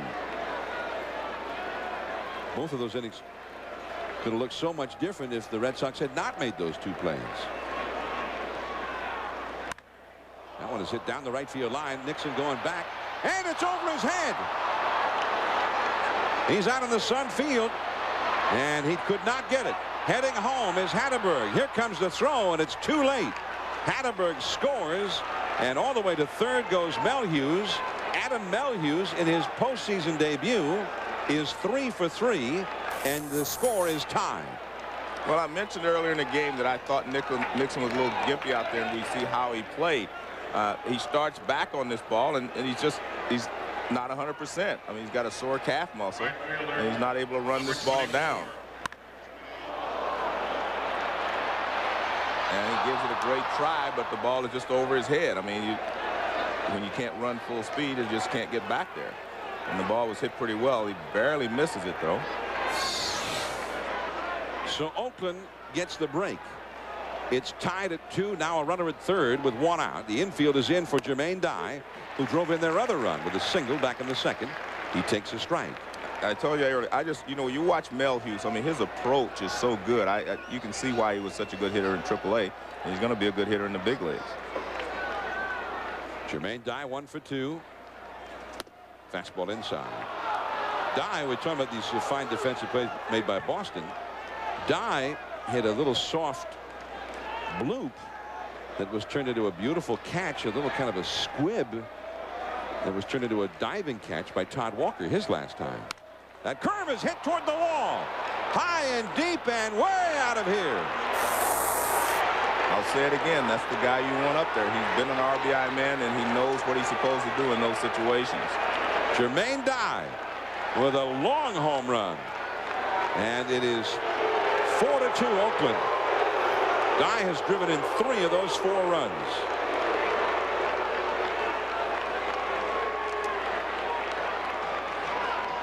When you've been an RBI man and you get in those situations, you know what the pitcher's trying to do to you. He took 2 fastballs then, and then he waited for the curveball because he knows that's what he's been trying to get him out with all day. So what do? You sit on the curveball, and then you get it, and you take advantage of that wall out there in left field, and that's what he does. Curveball, and it's gone immediately as soon as he hits it. That's just good hitting by Jermaine Dye, knowing what the guy's going to try to do to you and taking advantage of it. Right to the back of the monster seats out there, almost out on the Lansdowne Street. That's going to be all for Burkett, and Oakland is back ahead 4-2 in the 6th. Huge home run by Jermaine Dye after a regular season, Harold, that basically was a wash. Didn't even hit 200. Well, you saw the same thing with Edgardo Alfonso from San Francisco, and then Jermaine has an opportunity here. What's interesting to me is situational hitting. Johnny Damon with the runner at third base, looking to get something in the air, drives out of the ballpark. Jermaine Dye, runner on third, same thing. And these are the moments that people remember from this point forward. Got more coming from Fenway right now, guys. All right, and here is Eric Burns against Tim Wakefield, the knuckleballer on for the Red Sox now. We got 2 knuckleballers in the game. Sparks for Oakland. Burns has popped to second and grounded out to third. He's 0 for 2. That one in there for a called strike. 1 ball, 1 strike. Now, in this inning, I mean, John Burkett, after giving up the leadoff hit, and Guillen hit a shot to third that Miller turned into a diving catch. That one is out into center field. It's a base hit for Burns. The 4th hit of the inning. But there'll be a lot of questions asked after this game about Grady Little staying with John Burkett so long after he'd already given them 5 strong innings. I think it tells you something about his feeling about the bullpen. You know, last night he used Timlin. He got some great work. They 4 shutout innings. In fact, they didn't even allow a base runner. And he's trying to get where he doesn't have to use those guys again. And I think that's what he was doing, because you got what you wanted out of Burkett, 5 strong innings. I mean, with the lead. I mean, what else? If you couldn't have asked for more than that at the beginning of this ball game. Mark Ellis, the leadoff man, has flied out to left center, fouled out to the catcher, and walked. And Melhuse hit the shot to right that Trot Nixon couldn't quite get back to handle. Also battling the sun. I mean, right field, when the sun is shining, is a vicious sun field in this ballpark. And then Dye hit the booming home run. So each of the last 3 hitters of the inning just hit shots. In fact, the first hit of the inning, Hatteberg's base hit on the infield, was a liner headed for the middle that Burkett deflected with his glove. Well, they had to go through the signs again. That tells they had wanted to put something on, and Ellis wasn't watching. They started all over again. Ron Washington, the third base coach. Wakefield. And that's low and outside. Now it's Sunday. On Thursday, Wakefield was the starting pitcher at the Oakland Coliseum in a ball game that Oakland won. Wakefield went 6 innings in that ball game. So testing the idea that knuckleballers just can have an endless reserve of pitches that they can throw. There goes the runner, and it's a double play. A liner right to Millar for an inning-ending double play.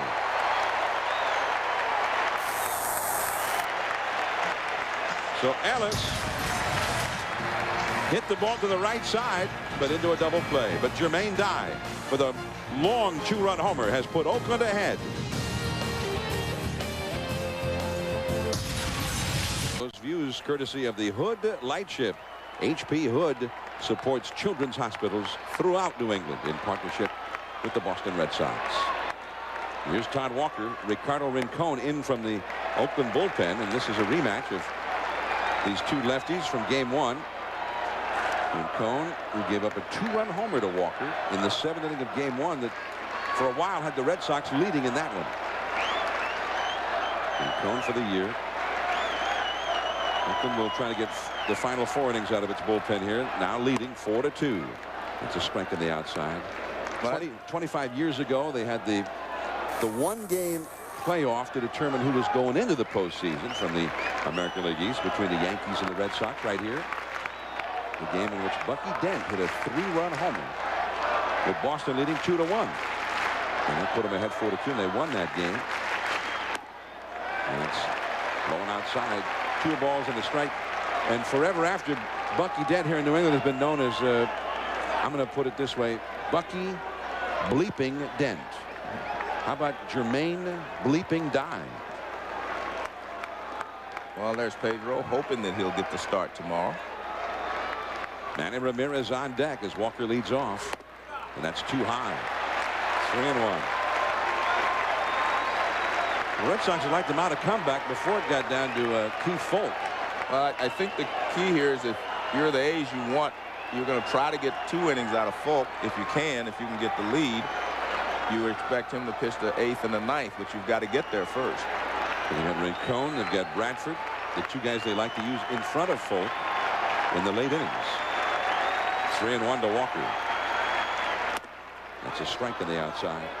Walker is 0 for 2 in the game, has popped to short and grounded to short. In that big first game, 4 hits, 5 at bats, 2 homers, 1 against Rincon, but he has not had a hit since. 4-2, Oakland leading, last of the 6th. Going back is Jermaine Dye. Still going back, and that ball is gone. Todd Walker has hit another home run against Rincon. So just like that, Boston gets 1 of them back. 4-3 Oakland. Well, the ball's really carrying well in that area. That's where Damon hit his ball. When he first hit it, I thought it might be in the gap, but it just kept going and going.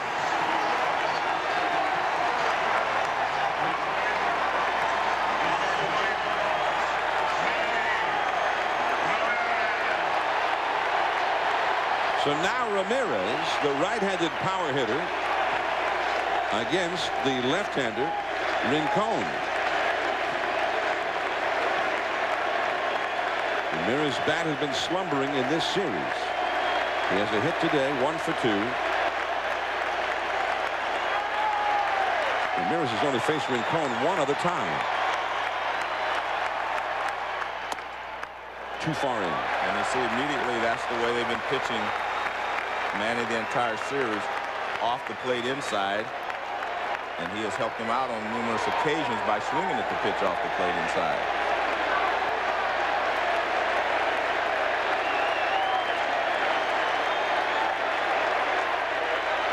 Time taken now. Ramirez backs away. And usually when Ramirez is coming up, they either get Rincon out of there or they they wait until Manny has finished his at-bat before they bring Rincon in. The middle hitters in the order have not produced in this series. That's a called strike, and Manny complains about that one to Jerry Davis. He thought it was too low. There's Manny, though nothing seems to bother him. Well, according to K-Zone, he just got the corner and knee high. A ball and a strike. The big wall in left looming large. High in the air to center, but this one's not going to go. Eric Burns, plenty of room out there. One away. Well, it was 3 balls, 2 strikes. You're trying to throw a strike, and that's what he does. He throws it pretty much in the middle of the plate, about belt high, and Jermaine Dye runs out of room in right field. But, I mean, that's what you're supposed to do. You have a 2-run lead. You do not want to walk the leadoff hitter with Manny Ramirez and the other power coming up. So you make Walker swing the bat, and he does a good job of driving it.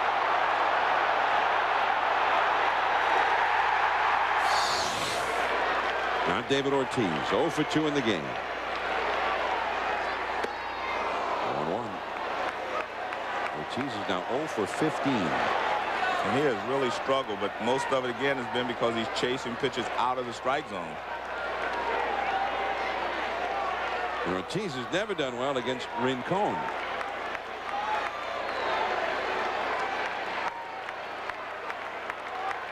And 1 hit and 12 career at-bats for him against Rincon.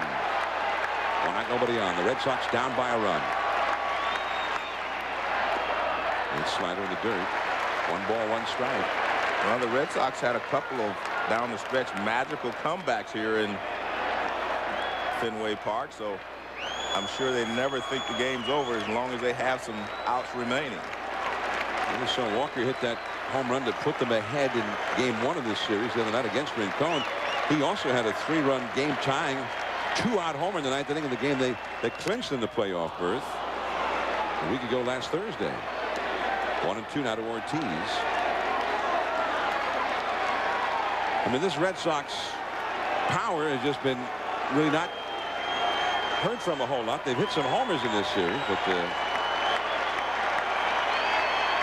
big offense has not been there. Manny Ramirez, who put in a call for the homer by Nixon that ended last night's game, put in one right here for Ortiz. And it's up and away. 2-2 the count. Sometimes on the bench, players will get a feeling like he's going to take him out right now, and they'll put in a call for him.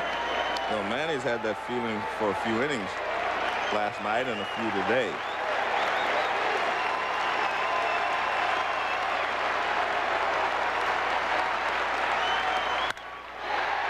A liner and into the glove of Dye.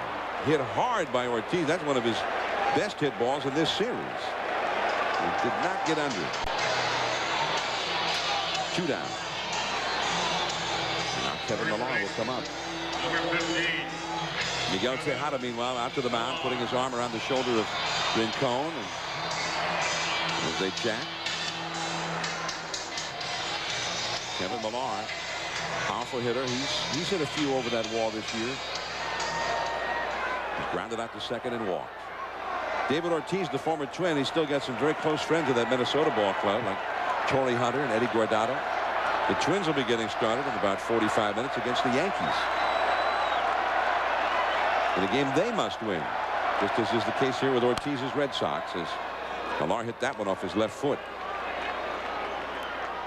Trot Nixon would be next.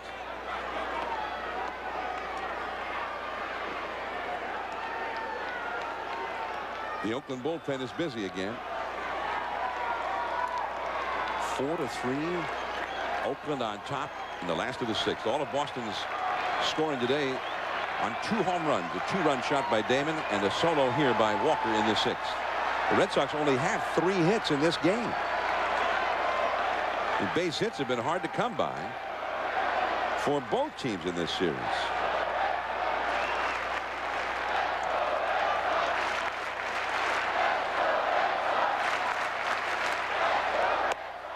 One ball, 1 strike now to Kevin Millar. Millar had 25 homers and 30 doubles during the year with 96 runs batted in. There's Chad Harville, a right-hander up in the Oakland bullpen.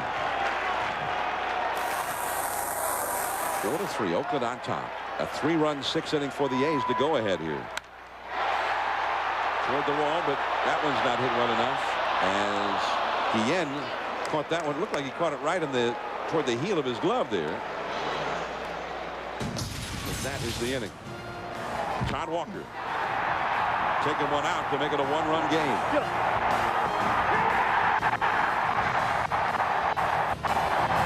Most people will tell you the market opens at 9:30 a.m. It depends on which market you're talking about. It's all about the details. The after-hours conference call. Complacency is an investor's worst enemy. You have to have the will, the ability, the discipline, the foresight to adapt. I've been with Smith Barney for 27-11 for 18 years. Because we work in the manner that best suits our clients' needs. Smith Barney. This is who we are. This is how we earn it. You two bring me Masaka or it's your badge. Don't you do it. Don't you do it.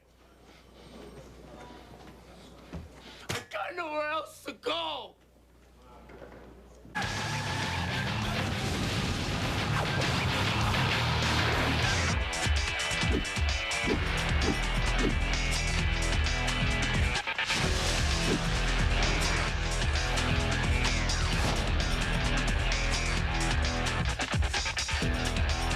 Look out, buddy! I got to get me some of those jeans. They are among the most storied rivalries in the history of college football. Michigan versus Ohio State, Auburn versus Alabama, and Oklahoma versus Nebraska. Now, Sports Illustrated brings you your choice of one of 3 great gridiron rivalries on DVD or VHS. You can't buy it in any store, but it's free with your paid subscription to Sports Illustrated. Now, you can relive the defining moments and greatest games of all time. From today's stars to yesterday's heroes. Give the ball up and over and in. I believe.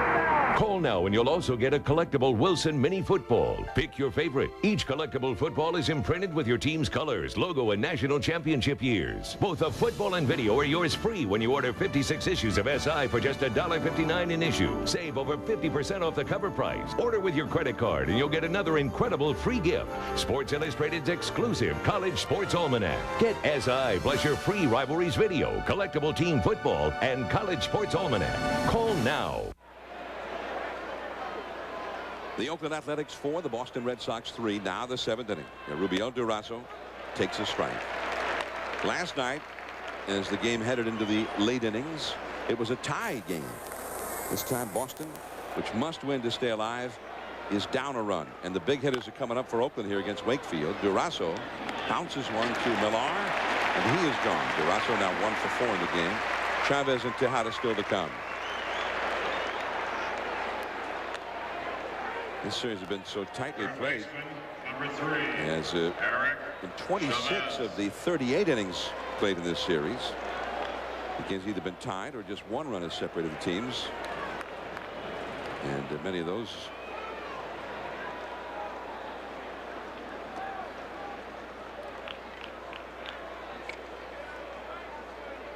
there's Pedro. He's hoping to get a start tomorrow where he feels like, you know, he'll have full rest and he can get the job done for the Red Sox. Chavez taking a ball. And it is 2-0. Chavez 0 for 3 in the game. Could Oakland win a series where their 2 top sluggers, Chavez and Tejada, both got entirely shut down? I mean, they're ahead in this series, and they're ahead in this game. If they can stay ahead today, they win. Even though Chavez is 0 for 17, he's only had 1 walk in this series. That's the only time he's been on base. Tejada is 1 for 18 with no walks in the series. But they lead the series, and they lead this game. 2-1 on the count. That one is hit well out toward the triangle, deep into right center field. Damon is going to have to go chase it, but it bounces up over the wall for the automatic double out near that 420-foot sign in deep right center, and that is a place where you hit triples. Well, that looked like it was going to be a triple, but it bounced into the seats, you know, and that kept Chavez from running. Shortstop. He hit that ball pretty well. Miguel. He hits it in what they call the triangle here. I mean, watch this ball. If it stays in, it would have been a triple, but it bounces up, and they call it a ground rule double. But if it hits the fence here and bounces down, I think Chavez could have had a triple out of it. And you see some weird things happen when balls bouncing around in that area with all those angles. That's a strike to Tejada, who was 0 for 3 today. And if that one had hit off that wall to the right, it could come back and hit off the center field wall. And sometimes you see him start bouncing back and forth. Every once in a while, a ball will get stuck in that big doorway out there. And the pickoff throw to second. Chavez dives back in. So Chavez with his first hit of this series. This is from the blimp on that double by Chavez.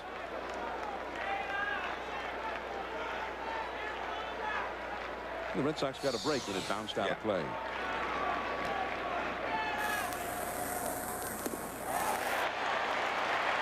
Oh, 2 now to Tejada. Actually, he swung and missed, but that's the first full swing that he's taken in a while. He's been, trying to hit a line drive to right field in most of his at-bats in today's ball game. He hit the ball hard last time up to the first baseman, trying to go to right. The pitcher is basically entirely in the shadows now, as is the batter, with the bright background that the hitter is looking into. In the left center, Damon coming in a little bit. And to flip the glasses down on that one. Holding at second is Chavez. 2 down.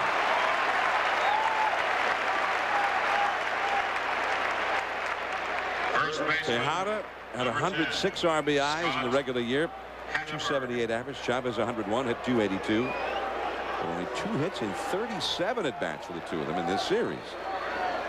And yet Oakland, so far, they're doing just fine without him. They lead.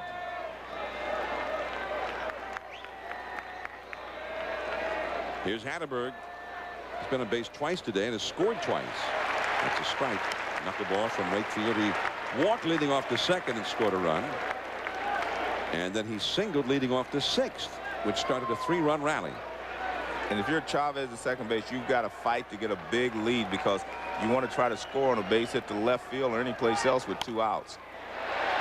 There's a foul. Going over is Miller, and he falls into the seats. Does he have the ball? Yes, he's out. Yeah, he gave it up sign already. So Bill Miller with a sensational catch to end the inning. You run out of room in a hurry chasing a foul pop in this yard. 4-3 Oakland. Boston facing extinction if they can't come back in this one. Not tonight. On Sunday Night Football, it'll be the Cleveland Browns and Pittsburgh Steelers. The Steelers beat the Browns 3 times last year, but by a total of 9 points.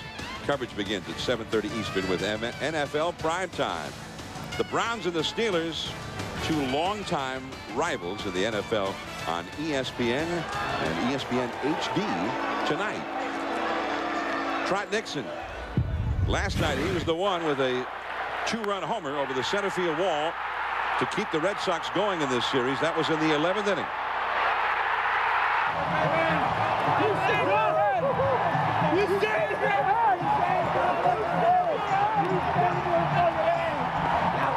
And afterward, they found out that Trot had joined many of his teammates in getting his haircut almost all off. Trot was not in the ball game last night until he came up as a pinch hitter in the 11th inning. And they wouldn't mind if he hit another one here. They're down a run. Nixon today has lined out to the first baseman, and he has walked. Facing Rincon, the Oakland bullpen is working. The switch hitting Miller is on deck, and another switch hitter Baratek behind him, and that's ball 1. Nixon only 2 hits and 11 career at bats against Rincon as Chad Bradford, the submarine ball throwing right-hander, is getting ready. Sun shining, pitcher and the batter both in the shadows. And that slider got it by him. 1 ball, 1 strike. This is, I mean, you've said many times, Joe, this one's real tough when the hitter and the pitcher are both in the shadows with the bright background. Yeah, well, it's always difficult anytime you have shadows, but this is probably the most difficult time. Ball and a strike. Williamson up in the Boston bullpen, as you saw. That's into right center field. That's a base hit. Hustling over is Burns. Nixon, remember, he's got that bad calf, and he'll be content with a single.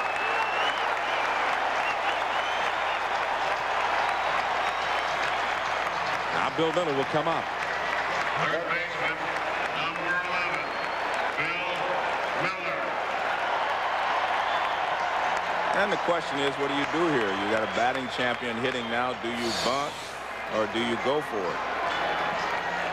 Not a bad pitch. It was up a little bit, but give the hitter credit for finding the gap in right field. So there's Nixon, the possible tying run at first. Nobody out. Miller 0 for 1 with a walk in this game. He's not bunting. This could be 2, though. Chavez the second one. Ellis to first. Double play. Man, he's good. I tell you, he makes everything look so simple over there. I'm speaking of Chavez. I mean, that ball, that was a tough play, and he gives him a perfect throw at second every time. So that all Ellis has to do is play catch with the first baseman. I mean, this play, everything is made here by Chavez. I mean, the perfect throw.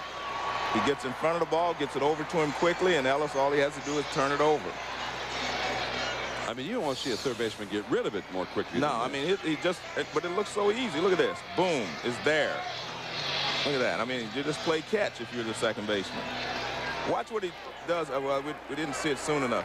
One of the things that Chavez does that a lot of other third basemen don't do, he opens up to throw to second base. He doesn't throw across his body ever, and he's so accurate. Here's Varitek. Now, Varitek has been more powerful as a right-handed hitter. 10 homers and only 136 at-bats. Right-handed, a .309 average right-handed. He has 1 homer in this series. He is 0 for 2 today, but he scored a run on the Damon homer back in the 3rd. 4-3, Oakland ahead, last of the 7th. Rincon is in his 2nd inning of work. And he used to be with Pittsburgh. Remember, he went from Pittsburgh to Cleveland in the deal that sent Brian Giles to Pittsburgh.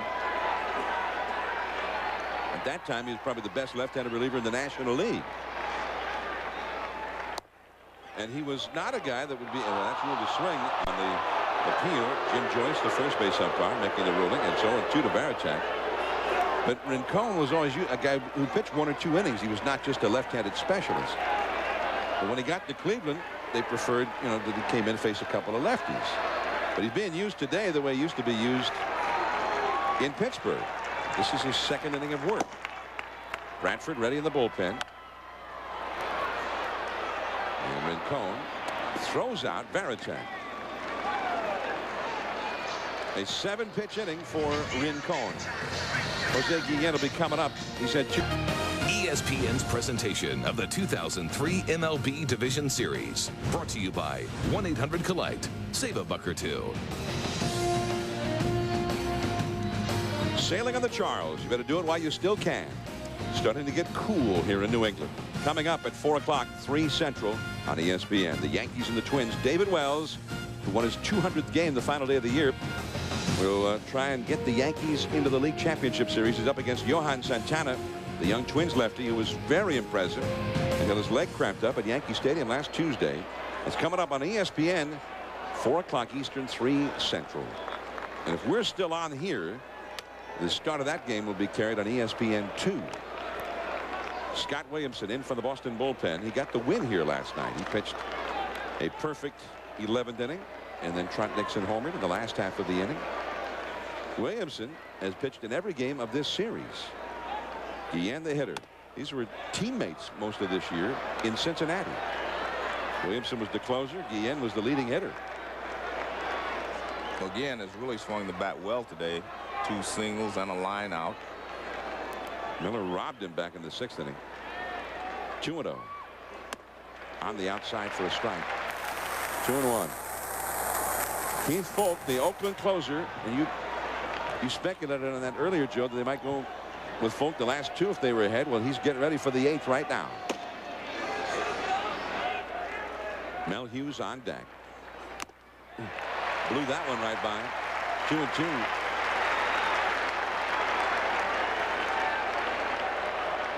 Oakland has 11 hits in this game. They put 13 men on base. They lead 4-3. Boston only has 4 hits. And then the slider low and inside. Full count. Williamson in this series, coming into this game, has been in all 3 of the previous games and has worked 3 scoreless innings with 5 strikeouts. Giving up a couple of hits. There's Mel Hughes, who's had a 3-for-3 game. That fastball, he hit it off his foot. Guillen playing with that broken bone in his hand near his wrist. Now he hits one down off his foot.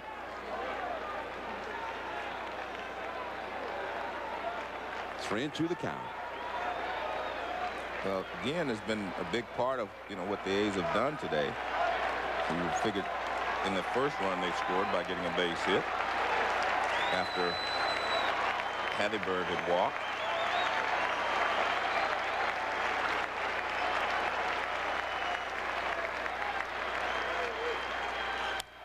And fouled back and out of play. Still 3 and 2. And he didn't play in last night's ball game because of the soreness in his hand. So, I mean, I think that he's become a very integral part of this ball club. And they have a very good outfield when he's out there with Jermaine Dye and Burns. I mean, a lot of ground covered by that group. Still 3 and 2. And he jammed him with that fastball. Damon with the glasses there, battling the sun. He makes the catch. Now let's go to our friend Gary Miller. John, you know, Pedro Martinez took a lot of criticism for flying ahead of the team during certain trips this year when he was next to pitch. He was given an option today, and he chose to stay with the team, as did Barry Zito. Now, Zito's staying, hoping he can celebrate a victory with his team, but nobody has checked out of their hotel yet. Logistically, they're going to stay in town. If they can clinch tonight, they'll be watching that Yanks-Twins broadcast with special interest because they'll just stay on the East Coast if they should happen to open in New York. Right, Gary, and Mel Hughes lifts a foul out of play. Grady Little, the Boston manager, said, hey, we're hoping for a trip to Oakland. We'll be overjoyed if we could fly to Oakland.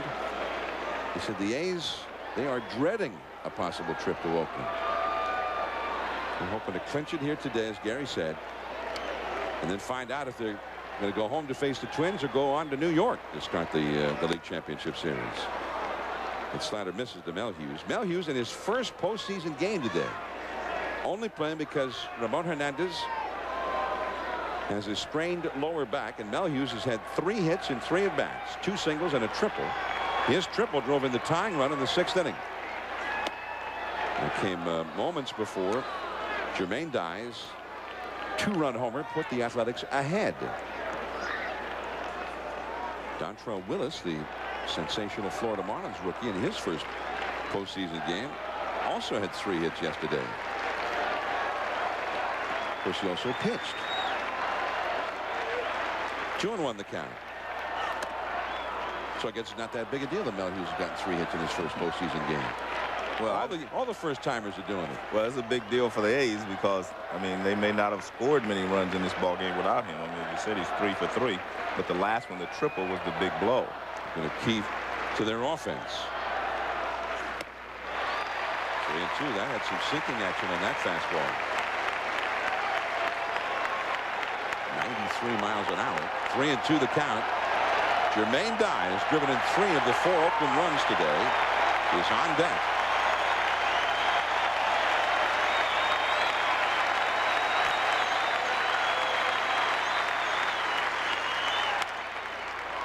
One hop to Miller.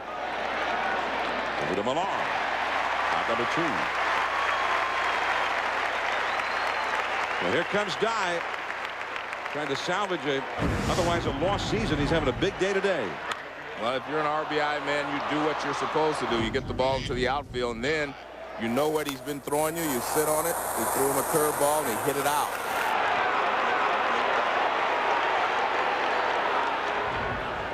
That was the first home run hit by Oakland in this series. Dye 2 for 3 today. The one time he didn't get a hit, Todd Walker made a diving catch of his little squib back in the 4th inning with a runner at second. It could have been trouble if Walker had not caught it before it bounced. 1 ball to no strikes to Jermaine Dye. I mean, 2 years ago, Oakland would not even have made the postseason without Dye. He was great after they acquired him from Kansas City. That's a fastball for a strike. But in Game 4 of the division series that year, 2 years ago against the Yankees, against an El Duque sinker, he hit the foul ball down off his left shin, broke his, fractured the shin. And that began a series of injuries that he's had to battle with the last 2 years. 1-2 the count. Dye hit only 172 this year. But obviously, Ken Maka views that as an aberration. He knows what's really there. Well, he got healthier and healthier as the season progressed. And he told me last week he felt great. And he struck him out. Another strong inning for Williamson. 4 shutout innings for him in his 4 games pitched in this series. The top of the order coming up for the Red Sox. Between the Yankees and the Twins, Jason Giambi trying to help finish off Minnesota. It's coming up 4 o'clock Eastern time. It doesn't look like we'll be done with the Red Sox. We'll start this game on ESPN2 if that's the case, guys. All right. So here we go into the Boston half of the 8th inning, and Keith Foulke, the outstanding Oakland closer, has come on to pitch. Johnny Damon leads it off the top of the Boston batting order. Damon takes ball 1. He has hit a 2-run homer today in 3 trips to the plate. Nomar Garcia-Parra and Todd Walker will follow. Back to the screen. Now Foulke, in that huge Game 1, the game that went deep into the night in Oakland, which Oakland finally won on the Ramon Hernandez bunt, Foulke helped make that happen with 3 shutout innings. He threw 51 pitches in that game and then came back and pitched another inning the next afternoon.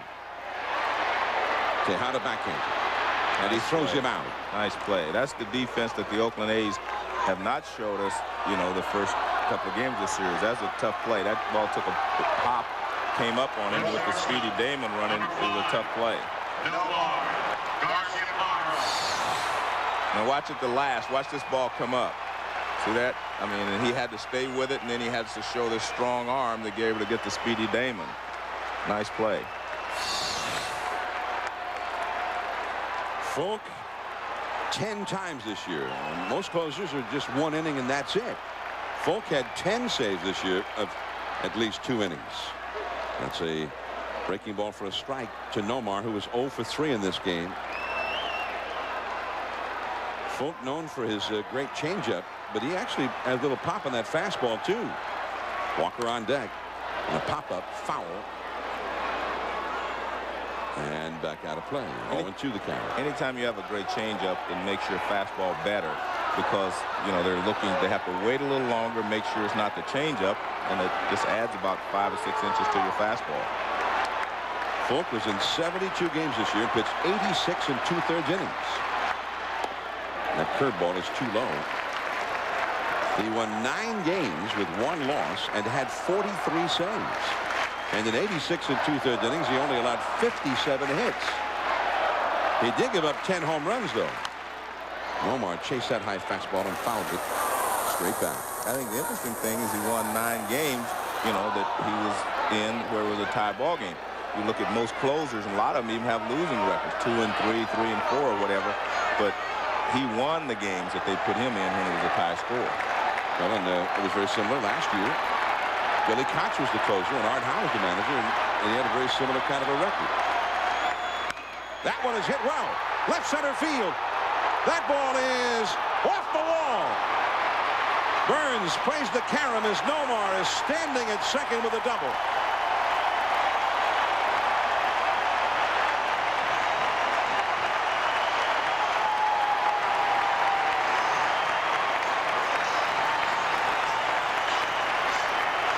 I don't know what the pitch was, but it was up. Well, no, it breaks down in a way, actually, not down, but it was away. And Nomar hit it. If he pulls that ball, it's out.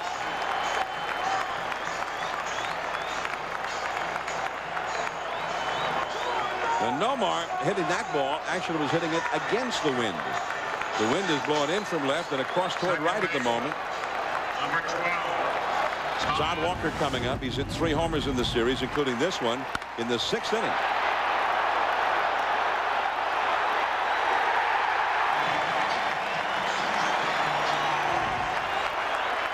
So here's Walker. A base hit to the outfield could suffice right here. Nomar at second, 1 out. And there's that changeup, 0-1. Walker joins 3 other Red Sox hitters who have hit 3 homers in a single postseason series. Yaz did it in the World Series in 1967 against the Cardinals.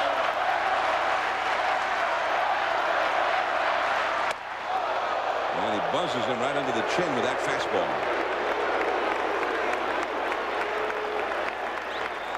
Nomar hit 3 homers in a series against Cleveland in '98.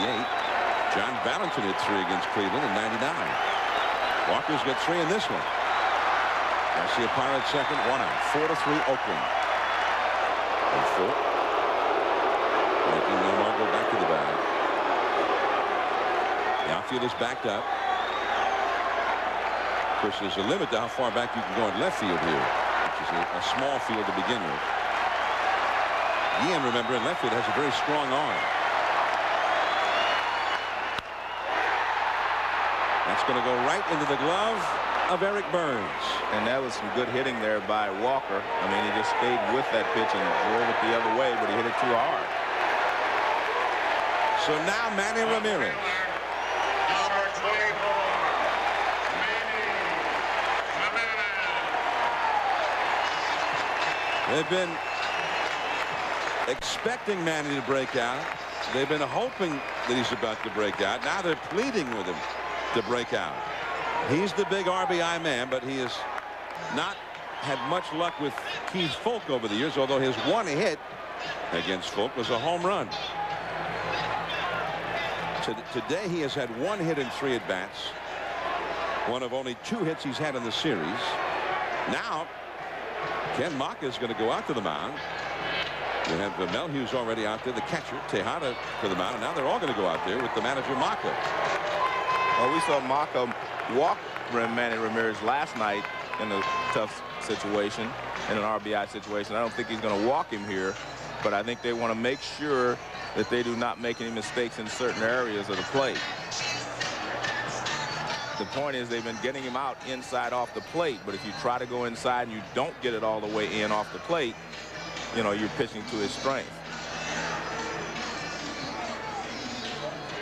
So Manny Ramirez, the great RBI man, but the Athletics have been able to shut him down in this series.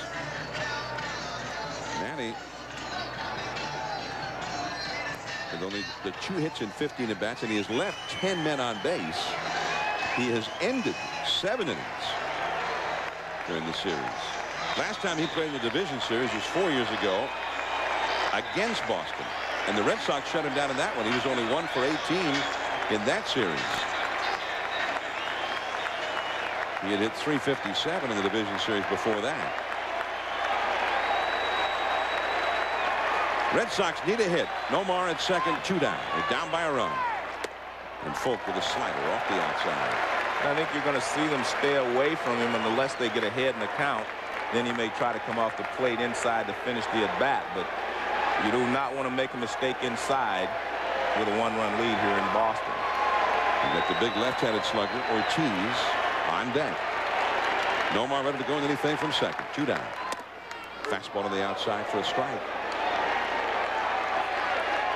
And Manny knows that they have been pitching him inside. And the first pitch was away. He's thinking, well, they might come inside again. But he took that pitch to see. And I think he'll realize he's just going to have to go after the ball wherever it is. Outfield backed up all the way around. Well, they go inside there. Strike 2. Manny seemed to be surprised by that call. Well, it was a smart pitch by Folk. 2 pitches away. Now you come inside. And gets the acceptable range there. Just hits the line. Within 2 inches of being over the plate there. 1-2 the count. Now back to the outside, but missing. 2-2. I mean, these pitchers, the whole season, could well be riding on each pitch. Boston's best RBI man at the plate. Oakland's best relief pitcher on the mound. And a base hit could tie this game. Curveball. That's into left field. Guillen's got the strong arm. He's in shallow left. They're going to hold him up. Man. And it's a good thing they did. Yeah, that wasn't going to be close at the plate. And Nomar almost ran through the sign because he was being held up from the moment he rounded third. And Guillen was hoping that he would go. So Manny got the hit and still doesn't get the RBI. Fenway worked against the Red Sox on this one. Well, he threw him a curveball. He hadn't thrown him one in the entire sequence. He threw it. Now watch. When he pitched the ball up, now Nomar has to stop quickly, and that ball comes all the way in the air. Manny finally gets the base hit he's been looking for. He says yes, but he did not realize that he wasn't going to be able to score because it was a ground ball. He thought he might be able to score. But that's what the strong arm again in left field will do for you. As I said, this is their best defensive outfield. And playing very shallow because the field is so shallow to begin with. Here's Ortiz. Inside. Ortiz has not had a hit in this series. But he does have some success, or has had in the past against Folk. 4 hits, 14 at-bats, including a home run. And now they're pleading with Ortiz to finally get that big hit. First and third, 2 down. And he fouls that one back onto the roof. A ball and a strike.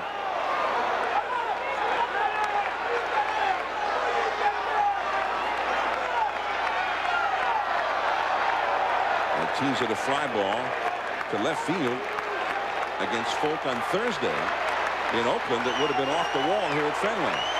The only time he faced him in that ball game. A ball and a strike.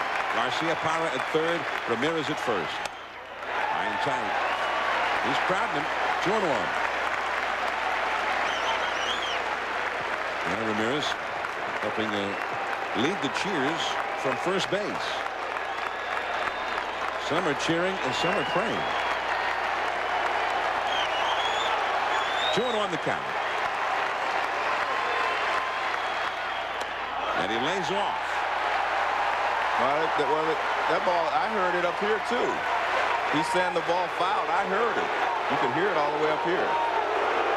But the home plate umpire obviously didn't hear it. Well, they should ask somebody. Ask one of the other umpires.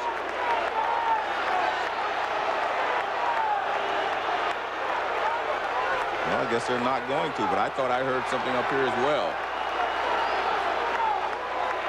Well, no, Hughes very upset.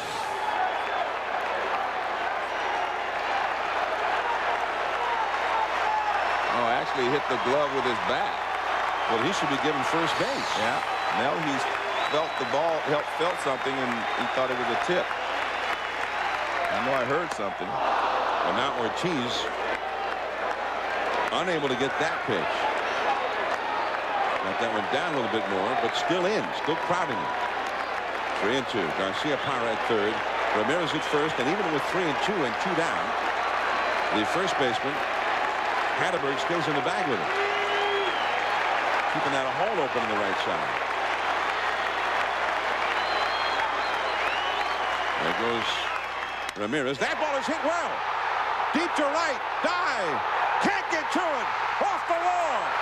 1 run is in. Here comes Ramirez. And the throw goes right to the middle of the infield. And Boston has gone ahead on the first hit of the series by David Ortiz. And it came at a big time. 5-4 Boston.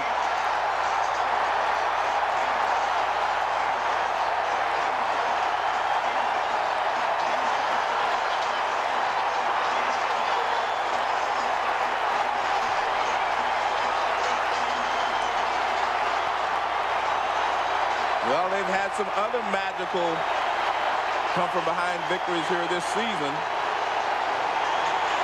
And so it's never over. And they're going to pinch run for Ortiz, who has a bad knee.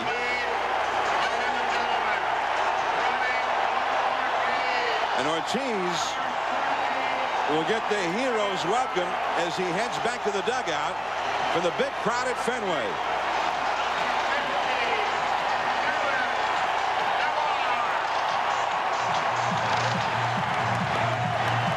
Nobody was better in the clutch in the stretch run than was David Ortiz.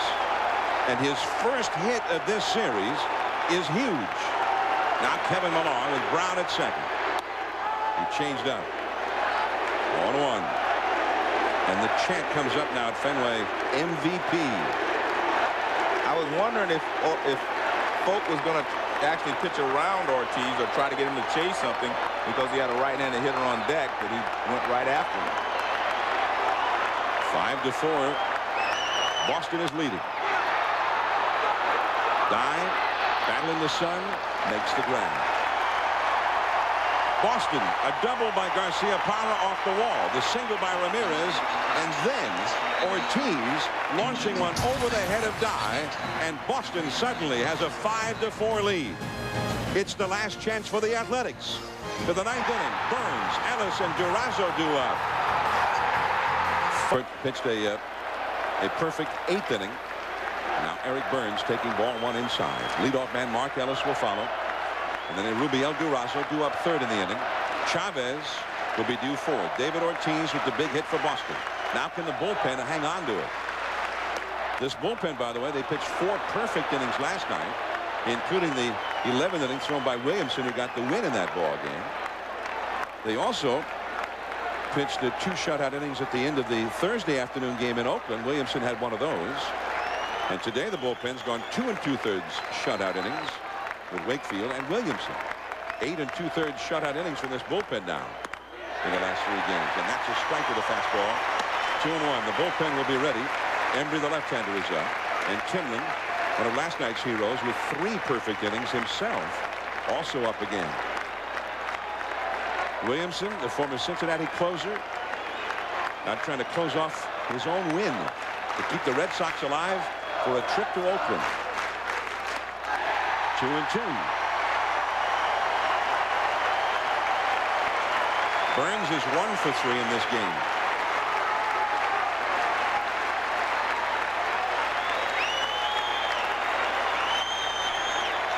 Damian Jackson now playing second base for the Red Sox, by the way. A defensive change made. Jackson in for Walker.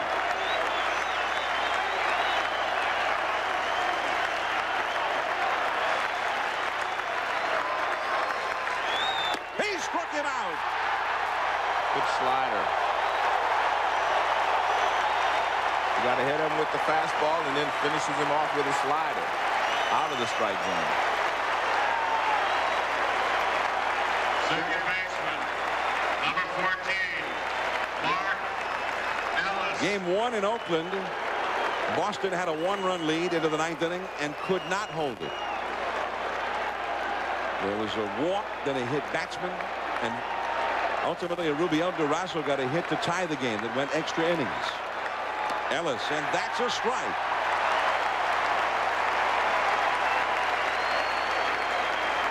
I mean, for the Athletics, I mean, they just can't be, this is beyond belief. Could this be happening again? Way inside and off the glove. Varitek, 1 ball, 1 strike. I mean, they had that 2-0 lead against the Yankees 2 years ago, and they were going home. And yet they lost 3 in a row. They had a 2-1 lead last year and lost the last 2 to the Twins. 1 ball, 1 strike to count. And that breaking ball right there. Strike 2. Well, Scott Williamson was a closer before, so he has a closer mentality. And that's probably why Jimmy Williams decided to leave him out there instead of bringing someone else out of the bullpen. Yeah, why not? He's throwing great in this series. 4 1/3 shutout innings. 7 strikeouts. make it 8.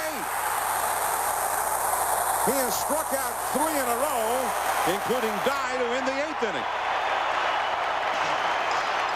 2 down. They're getting ready to head to the airport now. And Pedro Martinez will be handed the ball tomorrow at the Coliseum if Williamson can get this final out. Pedro would be going on full rest against Barry Zito, who would be working on short rest for the first time in his career. Durazo, who drove in the tying run in game 1 in the 9th inning. Bill Miller in shallow left. He's got it. And the Red Sox have tied the series. They're going to head to Logan for the flight to Oakland and a game 5 with Pedro and Zito. The Red Sox have risen from the dead.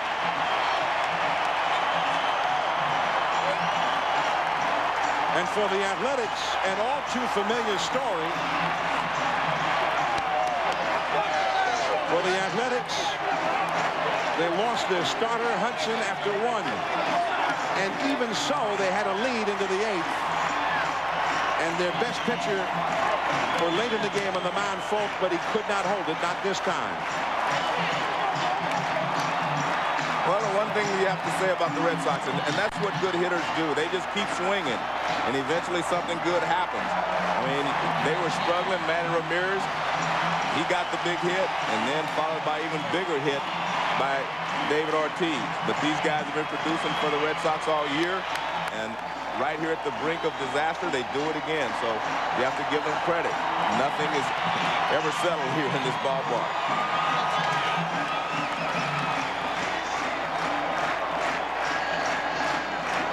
Well, Scott Williamson was throwing hard. He gets a fastball away, and Durazo pops it up. And we're going to Oakland. So the Boston Red Sox with a 5-4 win. This time it was the Red Sox who come from behind against the other team's bullpen. The Red Sox bullpen again was sensational for 3 2/3 shutout innings. Johnny Damon, who propelled the comeback in the beginning with a homer and a great throw. He's standing by in the field with Gary Miller. Johnny is supposed to be the big guys in this order that do the power hitting, but somebody had to do it. You guys finally woke up your bats today. Are you prouder of the home run or the throw that nailed Guillen? Probably the throw that nailed Guillen, because if I don't get them, they've got second and third, and we're in deep trouble right there. But I'm just happy with our players. You know, David hasn't gotten a hit this whole series. He comes up big for us, and you know, we said we're going to play in front of our home fans, give them a great show, and we're going to take it back to Oakland, and we believed in ourselves. You know, you weren't here back then, but Lou Merlone said, one of the 7 guys who was here when they were down 2-0 to Cleveland, has said right after you guys lost game 2 out there, you started talking about it in your clubhouse. Have you felt, if you got a little room to breathe, that you had the driver's seat then? Well, we feel like we have the driver's seat because we have Pedro going tomorrow, and we know Pedro's going to be on, so I'm just happy. I mean, the fans have been awesome. I mean, this is what playoff baseball is all about. Here at Fenway, there's nothing quite like it. You know, Nixon was shamed into getting his haircut. He did it himself during the game and hit a game-winning homer. Lowe cut his after he pitched so great last night. What about you now, Johnny? Well, you know, I've been taking enough abuse about my mullet all year, and finally it's getting away from the mullet stage. And, you know, I've got to try to look good during the offseason, you know. You know, I told the guys, it's not the hair, it's the confidence you hold within yourselves, and the haircut's not going to do a difference. If they believe in it, it's going to work for them. But me, I like the long hair, and it's good to stand out. Okay, well, best of luck on the flight, and hopefully they can change things for their sake out in Oakland, John. All right, Gary, and is it the hair? Is it the rally karaoke guy? Is it cowboying up? Or are they just maybe just good? I think it's a combination of all those things. I think they did cowboy up because they never did give in. And that's, I mean, this is a good Boston team, and I was surprised that it took them this long to break out, but they picked the right time. But they'll still have to go out and beat Zito. I mean, it's not a over and done situation because Pedro's pitching. Great matchup tomorrow, 4 o'clock or 8 o'clock Eastern time, depending on what happens with the other game at Minnesota today. The final score here, 5-4. The Red Sox have come from behind to beat Oakland to set up a Game 5. For Joe Morgan and Gary Miller and our entire ESPN crew, this is Jon Miller from Fenway Park. Thanks for tuning in. We hope you enjoyed the broadcast. We're going to send you now to the Metrodome and Gary Thorne.